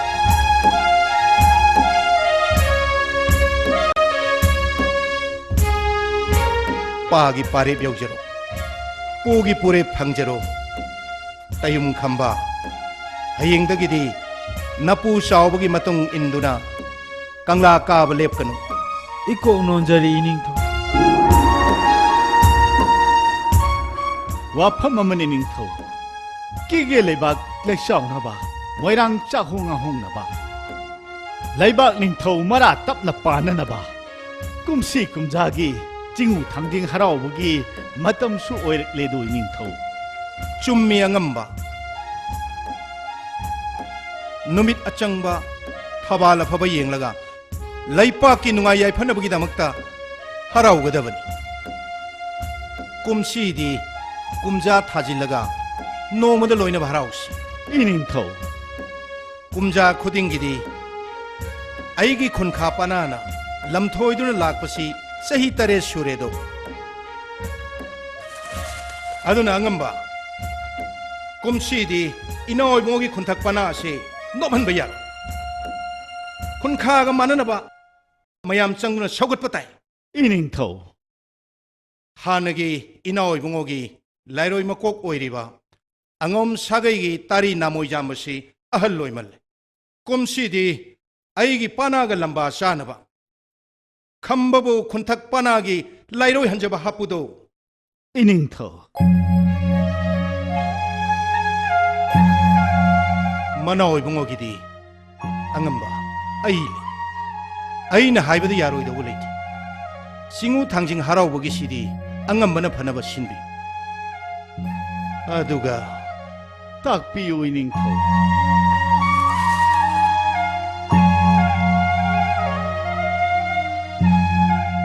이다이렘 뿌렘바부 까리 펌덕이 하나 호키버기 이닝ꯊꯧ 이따우 부렘바수 레로이 팜다 팜럭키 아도디 아이는 감박이 팜마시 레로이 한저바 하빠시 마틱 짜다 버려내 앙amba 이닝ꯊꯧ기 ꯊꯧꯖꯥꯜꯗꯤ 마렘 레이다 따파로이도 이닝ꯊꯧ 앙ambagi 코진 타우랑드기 캄번 농발 아니부 matau sanahal kambabu kege leipak pamangda khunthakki leiroi hanjaba hapu khamba nongbal anibu heireng koiro mathangda tara changan charaga lobi chingda kaduna singelerang helo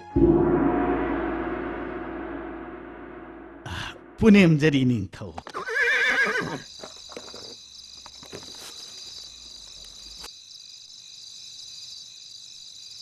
이파기 랑렌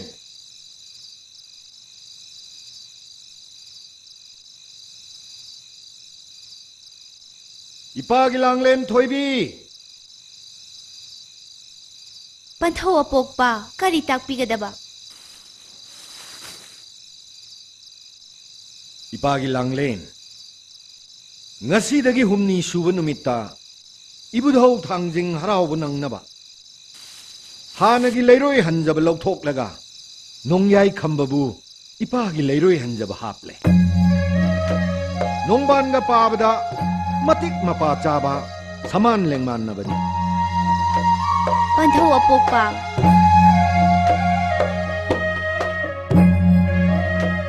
हंचित अयुक ngantadagi लोइबी चिंगदा कादुना खंबा नोंबाल अनीना सिंगेल लेरांग हेक्लनी ngasi humni suba numitta jingu thangjing haraurani ꯄꯟꯊꯧ ꯑꯄꯣꯛꯄ ꯍꯌꯦꯡ ꯑꯌꯨꯛ ꯉꯟꯅ 10 ꯂꯨꯀꯣꯏ ꯊꯣꯡꯒꯤꯗꯣ 이붕어또나 하는나봐 따라자용 셈기도 이몸 랑렌 까리 와칼노 칼리바부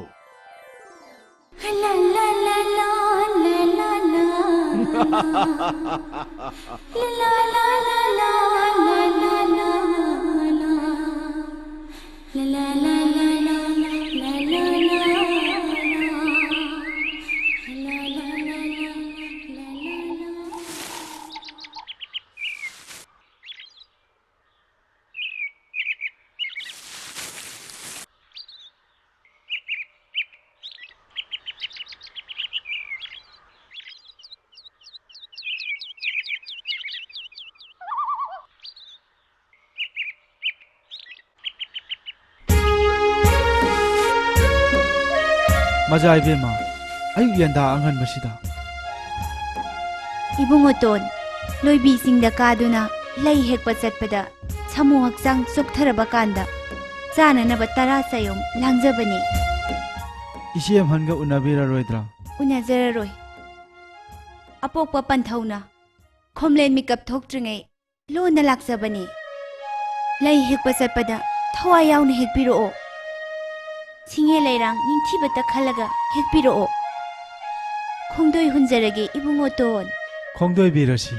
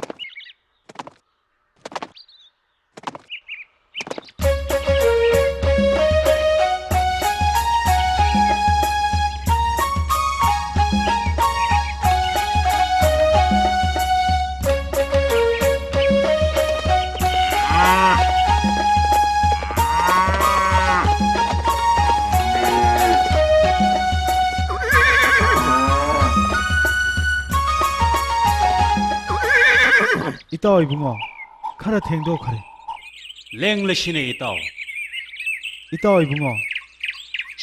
इताओ नंबो वारो पुरो थांगद्रा वा मतबु हाइनिंगिने हाइबि इताओ इबुंगो अतै नते द इताओ ममांगै इपा इपुसिने चनरक्पा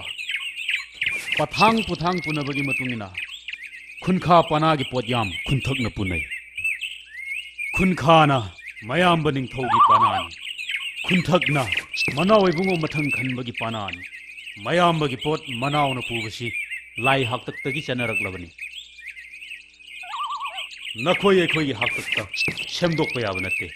अदुना खुनखाईगी तरा चयोमसी इतावना पुब ताबनी नंगसु आइसु पाना अमंगी मकोनी अमरोमदा खल्लुरदि खुनथक आइना येनी खुनखा नंगना ओइनी नमु ताइबो मी अखोयगी चनरोसु येनु नुपानी ओइनु नुपीनी नुपी नंगी चायोमबु नुपा आइना करिगी पुजरु नंगी चायोम नंगना पुजौ आइगी चायोम आइना पुजनी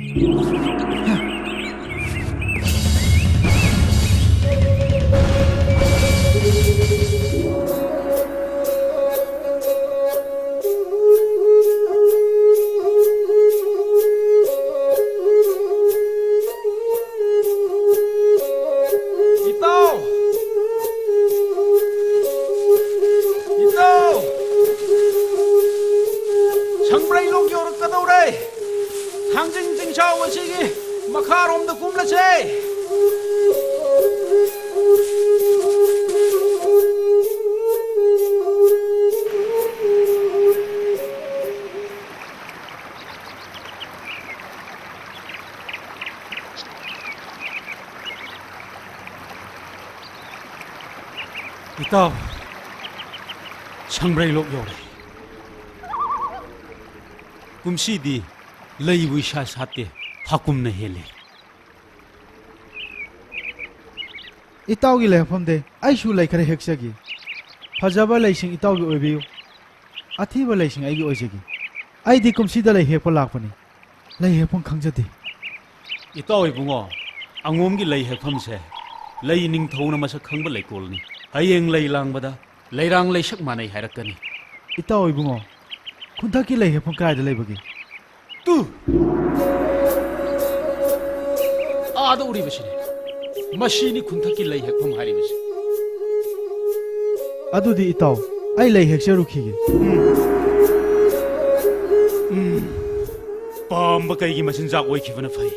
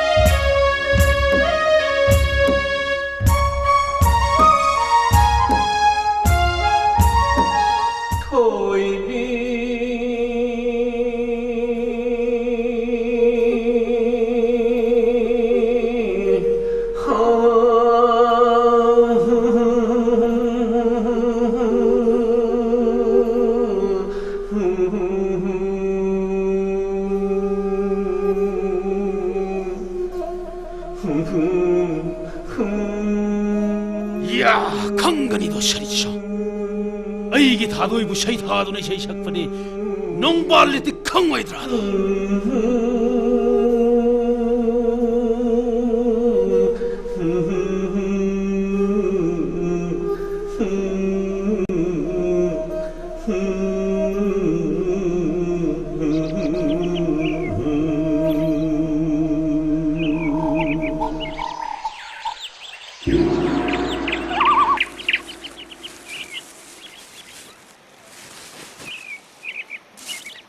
ꯂꯝꯖꯥ ꯅꯪꯅꯕꯨ ꯂꯩꯁꯛ ꯈꯪꯒꯗ꯭ꯔꯥ ꯅꯪꯅ ꯍꯦꯛꯄ ꯂꯩꯕꯨ ꯀꯔꯝꯕ ꯂꯥꯏꯅ ꯂꯧꯕꯤꯒꯗꯒꯦ ꯏꯇꯥꯎ ꯈꯝꯕ ꯅꯪꯅ ꯆꯤꯡꯗ ꯃꯥꯟꯗ ꯆꯠꯄꯗ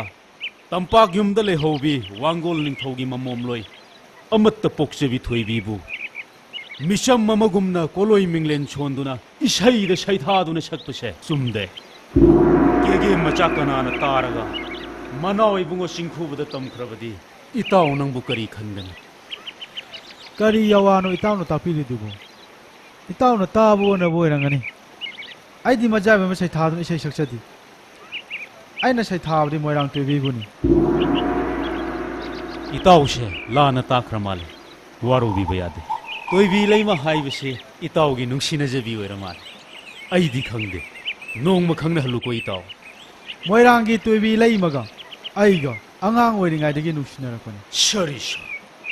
ꯏꯇꯥꯎꯒꯤꯅ ꯊꯣꯏꯕꯤ ꯅꯣꯡꯕꯥꯜ ꯂꯩꯒꯤꯅ ꯊꯣꯏꯕꯤ ꯀꯣꯂꯣꯏ ꯃꯤꯡꯂꯦꯟ ꯑꯅꯤꯁꯦ ꯑꯣꯟꯊꯣꯛꯅ ꯃꯥꯟꯅꯈ꯭ꯔꯦꯗ ꯃꯇꯥ ꯁꯥꯟꯅꯍꯟꯁꯤ ꯏꯇꯥꯎ ꯁꯥꯟꯅꯍꯟꯁꯤ ꯏꯇꯥꯎꯕꯨ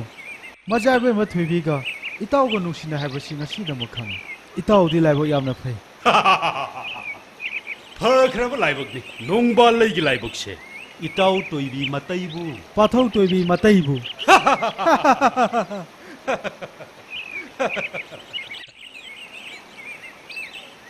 ꯑꯗꯨꯗꯤ ꯏꯇꯥꯎ ꯂꯩ ꯍꯦꯛꯄ ꯂꯣꯏꯔꯕꯅꯤꯅ ꯈꯣꯡꯗꯣꯏ ꯍꯨꯜꯂꯁꯤ ꯍꯨꯜꯂꯁꯤ ꯏꯇꯥꯎ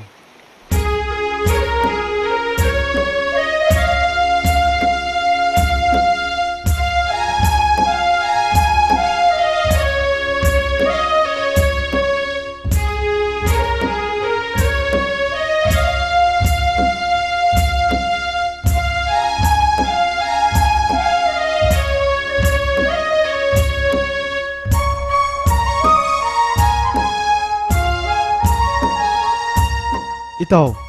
ꯇꯔꯥ ꯆꯌꯣꯝꯁꯦ ꯁ꯭ꯋꯥꯏꯗ ꯆꯥꯔꯁꯤꯔꯥ ꯏꯇꯥꯎ ꯈꯝꯕ ꯍꯤꯗꯦꯟꯅ ꯁꯤꯗꯤ ꯑꯩꯒꯤꯅꯤ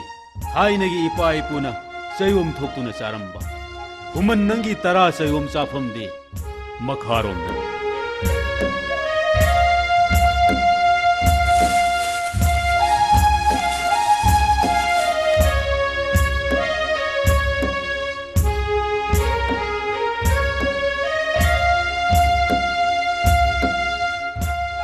ꯑꯩꯒꯤ ꯇꯥꯂꯣꯏ ꯃꯉꯥꯅ ꯆꯝꯂꯧ ꯃꯊꯦꯜ ꯂꯥꯡꯗꯨꯅ ꯊꯣꯡꯂꯒ ꯌꯣꯝꯂꯛꯄ ꯆꯌꯣꯝꯁꯦ ꯎꯔꯒ ꯆꯥꯒꯦ ꯍꯥꯏꯔꯛꯂꯕꯗꯤ ꯄꯤꯖꯗꯕꯁꯨ ꯉꯝꯗ ꯄꯤꯖꯔꯦ ꯄꯨꯛꯁꯨ ꯊꯜꯍꯧꯗ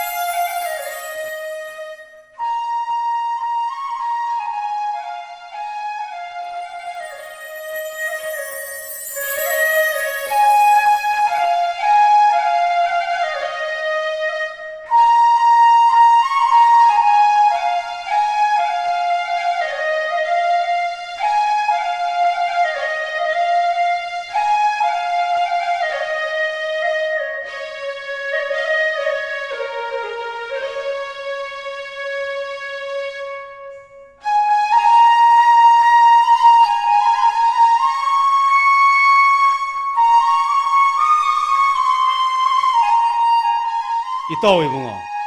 ꯏꯇꯥꯎ ꯆꯥꯕꯤꯌꯨ ꯇꯞꯅ ꯍꯥꯎꯅ ꯆꯥꯕꯤꯌꯨ ꯑꯩꯁꯨ ꯏꯇꯣꯝꯇ ꯆꯥꯕ ꯅꯨꯡꯉꯥꯏꯇꯗꯨꯅ ꯏꯇꯥꯎꯒꯤꯗ ꯆꯥꯒꯦꯅ ꯂꯥꯛꯂꯤꯕꯅꯤ ꯏꯇꯥꯎꯅ ꯆꯥꯔꯤꯕ ꯏꯟꯁꯥꯡꯗꯣ ꯑꯩꯁꯨ ꯃꯍꯥꯎ ꯇꯪꯅꯤꯡꯕꯅꯤ ꯑꯗꯨꯕꯨ ꯆꯥꯎ ꯍꯥꯏꯗꯕꯁꯤꯗ ꯆꯪꯁꯟꯗꯨꯅ ꯆꯥꯕ ꯉꯝꯗ꯭ꯔꯦ ꯀꯔꯤ ꯌꯥꯋꯥꯅꯣ ꯏꯇꯥꯎ ꯑꯩꯒꯤ ꯂꯨꯈꯥꯛꯄꯨ ꯏꯇꯥꯎꯅ ꯀꯔꯝꯅ ꯆꯥꯒꯅꯤ ꯏꯇꯥꯎꯗꯤ ꯁꯥꯒꯩ ꯅꯥꯇꯩ ꯑꯆꯧꯕꯒꯤ ꯃꯆꯥꯅꯤ ꯏꯇꯥꯎꯒꯤ ꯍꯤꯡꯖꯥꯡꯗꯤ ꯍꯥꯎꯔꯝꯒꯅꯤ ꯑꯩꯒꯤ ꯍꯤꯡꯖꯥꯡꯗꯤ ꯏꯆꯦꯝ ꯂꯥꯏꯔꯕꯤꯅ ꯃꯧꯄꯥꯒꯤꯗꯃꯛꯇ ꯂꯥꯡꯕꯤꯔꯛꯄꯅꯤ ꯏꯇꯥꯎꯅ ꯈꯜꯂꯤꯕ ꯋꯥꯈꯜꯗꯨ ꯂꯥꯜꯂꯦ ꯇꯤꯟꯅꯕ ꯃꯔꯨꯞ ꯃꯄꯥꯡꯗꯤ ꯑꯩꯅ ꯆꯥꯕꯁꯨ ꯅꯪꯅ ꯆꯥꯕ ꯅꯪꯅ ꯆꯥꯕꯗꯁꯨ ꯑꯩꯅ ꯆꯥꯕꯗ ꯍꯪꯒꯣꯏꯅꯔꯣꯏꯗꯕꯅꯤ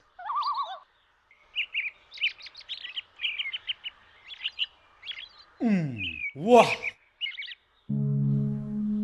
ꯑꯗꯨꯗꯤ ꯏꯇꯥꯎ ꯈꯨꯝꯕ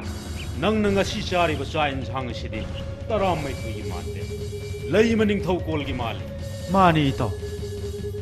ꯃꯅꯥꯎ ꯏꯕꯨꯡꯉꯣꯒꯤ ꯇꯔꯥ ꯆꯦꯡꯒꯩꯗꯒꯤ ꯆꯦꯡ ꯃꯥꯡꯉꯤ ꯂꯦꯝꯂꯩ ꯉꯥꯌꯣꯛ ꯆꯐꯨꯗꯒꯤ ꯉꯥ ꯃꯥꯡꯉꯤ ꯉꯥꯡꯅ ꯍꯧꯔꯤꯕꯁꯤꯗꯤ ꯏꯇꯥꯎ ꯅꯪꯅ ꯅꯌꯨꯝꯗ ꯍꯣꯟꯗꯨꯅ ꯆꯥꯕꯁꯤꯅꯤꯗꯅ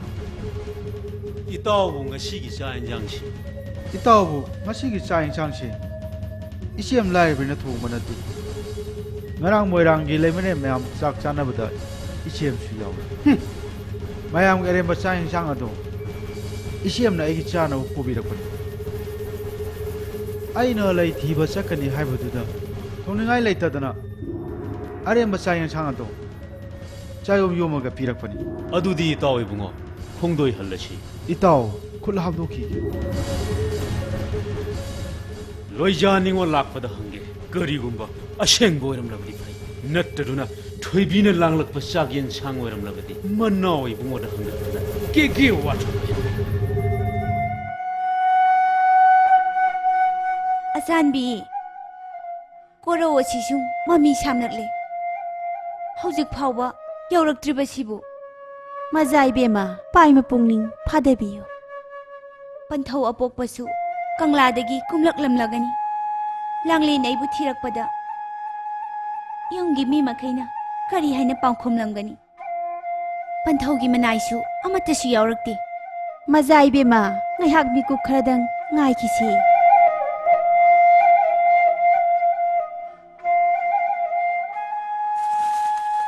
ꯃꯖꯥ ꯏꯕꯦꯝꯃ ꯂꯦꯡꯕꯤꯔꯛꯂꯤ ꯑꯍꯣꯏ ꯉꯥꯏꯖꯔꯝꯃꯤꯌꯦ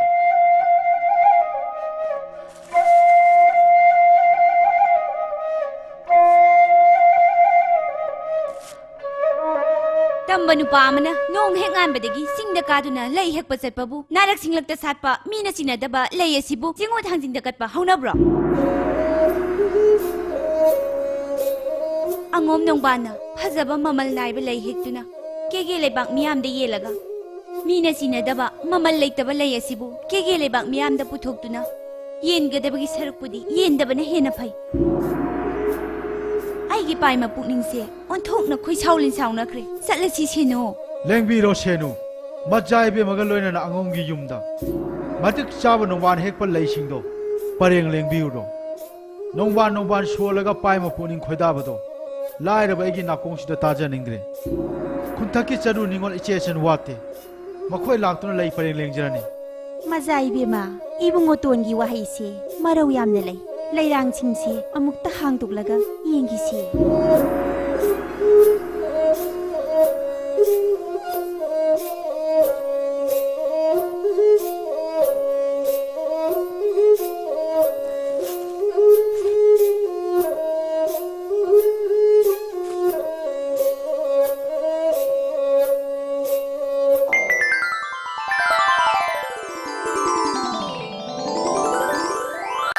ꯁꯦꯅꯨ ꯑꯄꯪꯕꯤ ꯀꯨꯝꯒꯤ ꯍꯪꯉꯣꯏ ꯃꯤꯀꯨꯞꯄꯤ ꯁꯟꯖꯥꯎꯅ ꯉꯝꯃꯣꯟ ꯊꯨꯡꯗꯦ ꯂꯐꯨꯅ ꯃꯆꯤ ꯀꯥꯗꯦ ꯈꯛ ꯊꯥꯖꯔꯨꯅꯣ ꯃꯤꯖꯥꯎꯅ ꯂꯨꯕꯁꯦ ꯈꯝ ꯊꯦꯡꯕꯅꯦ ꯅꯪꯅ ꯍꯥꯏꯕ ꯊꯥꯖꯔꯨꯕꯗꯒꯤ ꯍꯧꯖꯤꯛꯇꯤ ꯑꯩꯁꯨ ꯌꯥꯎꯅ ꯆꯣꯞꯄꯦꯗꯣ ꯈꯪꯖꯗ꯭ꯔꯦꯗ ꯏꯕꯦꯝꯃ ꯀꯦꯒꯦꯗ ꯑꯄꯪꯕꯤ ꯂꯩꯍꯩꯗ꯭ꯔꯦ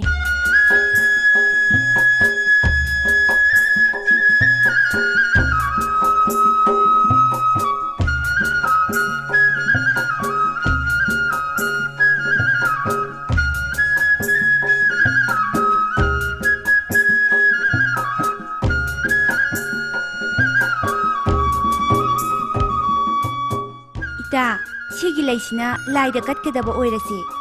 ꯁꯣꯝꯗꯒꯤꯁꯤꯅ ꯂꯩ ꯃꯅꯤꯡꯊꯧꯒꯤ ꯑꯣꯏꯔꯁꯦ ꯍꯣꯏ ꯁꯤꯗꯒꯤꯁꯤꯅ ꯑꯉꯝ ꯃꯊꯧꯒꯤ ꯑꯣꯏꯔꯁꯤ ꯏꯇꯥ ꯍꯣꯏ ꯃꯖꯥ ꯏꯕꯦꯝꯃ ꯇꯥꯕꯤꯔꯤꯕ꯭ꯔꯣ ꯏꯕꯨꯡꯉꯣꯇꯣꯟ ꯐꯥꯎꯕ ꯐꯕꯤꯗ꯭ꯔꯤꯕꯣ ꯏꯕꯨꯡꯉꯣꯇꯣꯟ ꯃꯖꯥ ꯏꯕꯦꯝꯃꯒꯤ ꯃꯐꯝꯗ ꯁꯥꯎꯕꯒꯤ ꯇꯤꯛ ꯂꯩꯖꯗꯦ ꯃꯔꯧ ꯂꯩꯕ ꯑꯉꯣꯝ ꯅꯣꯡꯕꯥꯅ ꯃꯆꯥ ꯏꯕꯦꯝꯃꯒꯤ 12 ꯂꯨꯀꯣꯏꯗꯣ ꯃꯆꯥ ꯏꯕꯦꯝꯃꯅ ꯂꯥꯡꯕ ꯃꯊꯦꯜꯅꯤ ꯈꯜꯂꯝꯒꯅꯤ ꯑꯩꯅ ꯏꯆꯦꯝ ꯈꯝꯅꯨꯅ ꯂꯩꯃꯔꯦꯟ ꯃꯌꯥꯝꯅ ꯆꯥꯛ ꯆꯥꯅꯕꯒꯤ ꯑꯔꯦꯝꯕꯗꯣ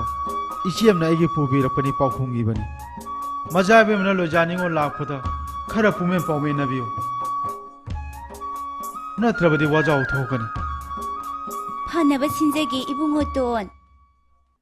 ꯍꯌꯦꯡ ꯂꯥꯏꯕꯨꯡ ꯀꯥꯔꯛꯄꯗ ꯏꯕꯨꯡꯉꯣꯇꯣꯟꯅ ꯍꯥꯜꯂꯦ ꯂꯝꯕꯤꯗ ꯉꯥꯏꯕꯤꯔꯝꯃꯣ ꯑꯩꯅ ꯍꯥꯜꯂꯦ ꯉꯥꯏꯖꯔꯝꯒꯦ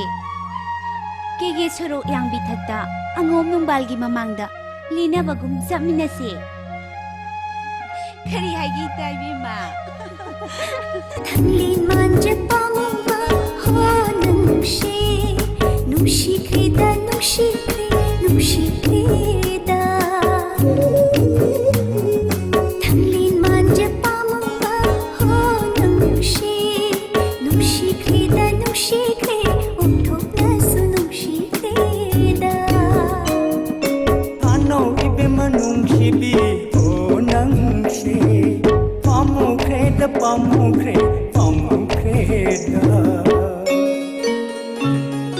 ꯁꯥꯅꯧ 이베마 ꯅꯨꯡꯁꯤꯕꯤ ꯍꯣ ꯅꯪꯁꯦ ꯄꯥꯝꯃꯨꯈ꯭ꯔꯦ ꯑꯣꯟꯊꯣꯛꯅꯁꯨ ꯄꯥꯝꯃꯨꯈ꯭ꯔꯦꯗ ꯊꯃꯣꯏ ꯑꯅꯤ ꯑꯃꯠꯇ ꯑꯣꯏ ꯄꯥꯝꯃꯨ ꯅꯨꯡꯁꯤ ꯋꯥꯏꯊꯨꯡꯅꯅꯤꯗ ꯋꯥꯏꯊꯨꯡꯅꯅꯤꯗ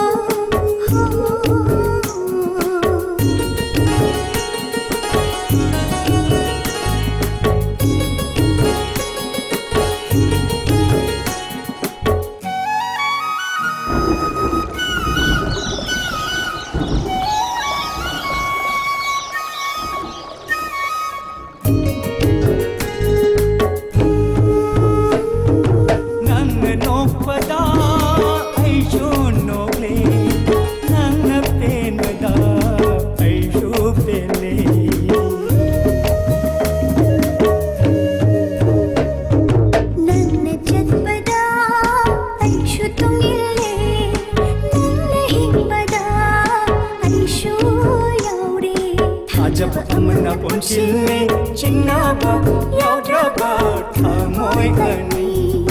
थाजबा अमना पुनशिल्ले चिन्नाबा यावद्राबा थामोय अनि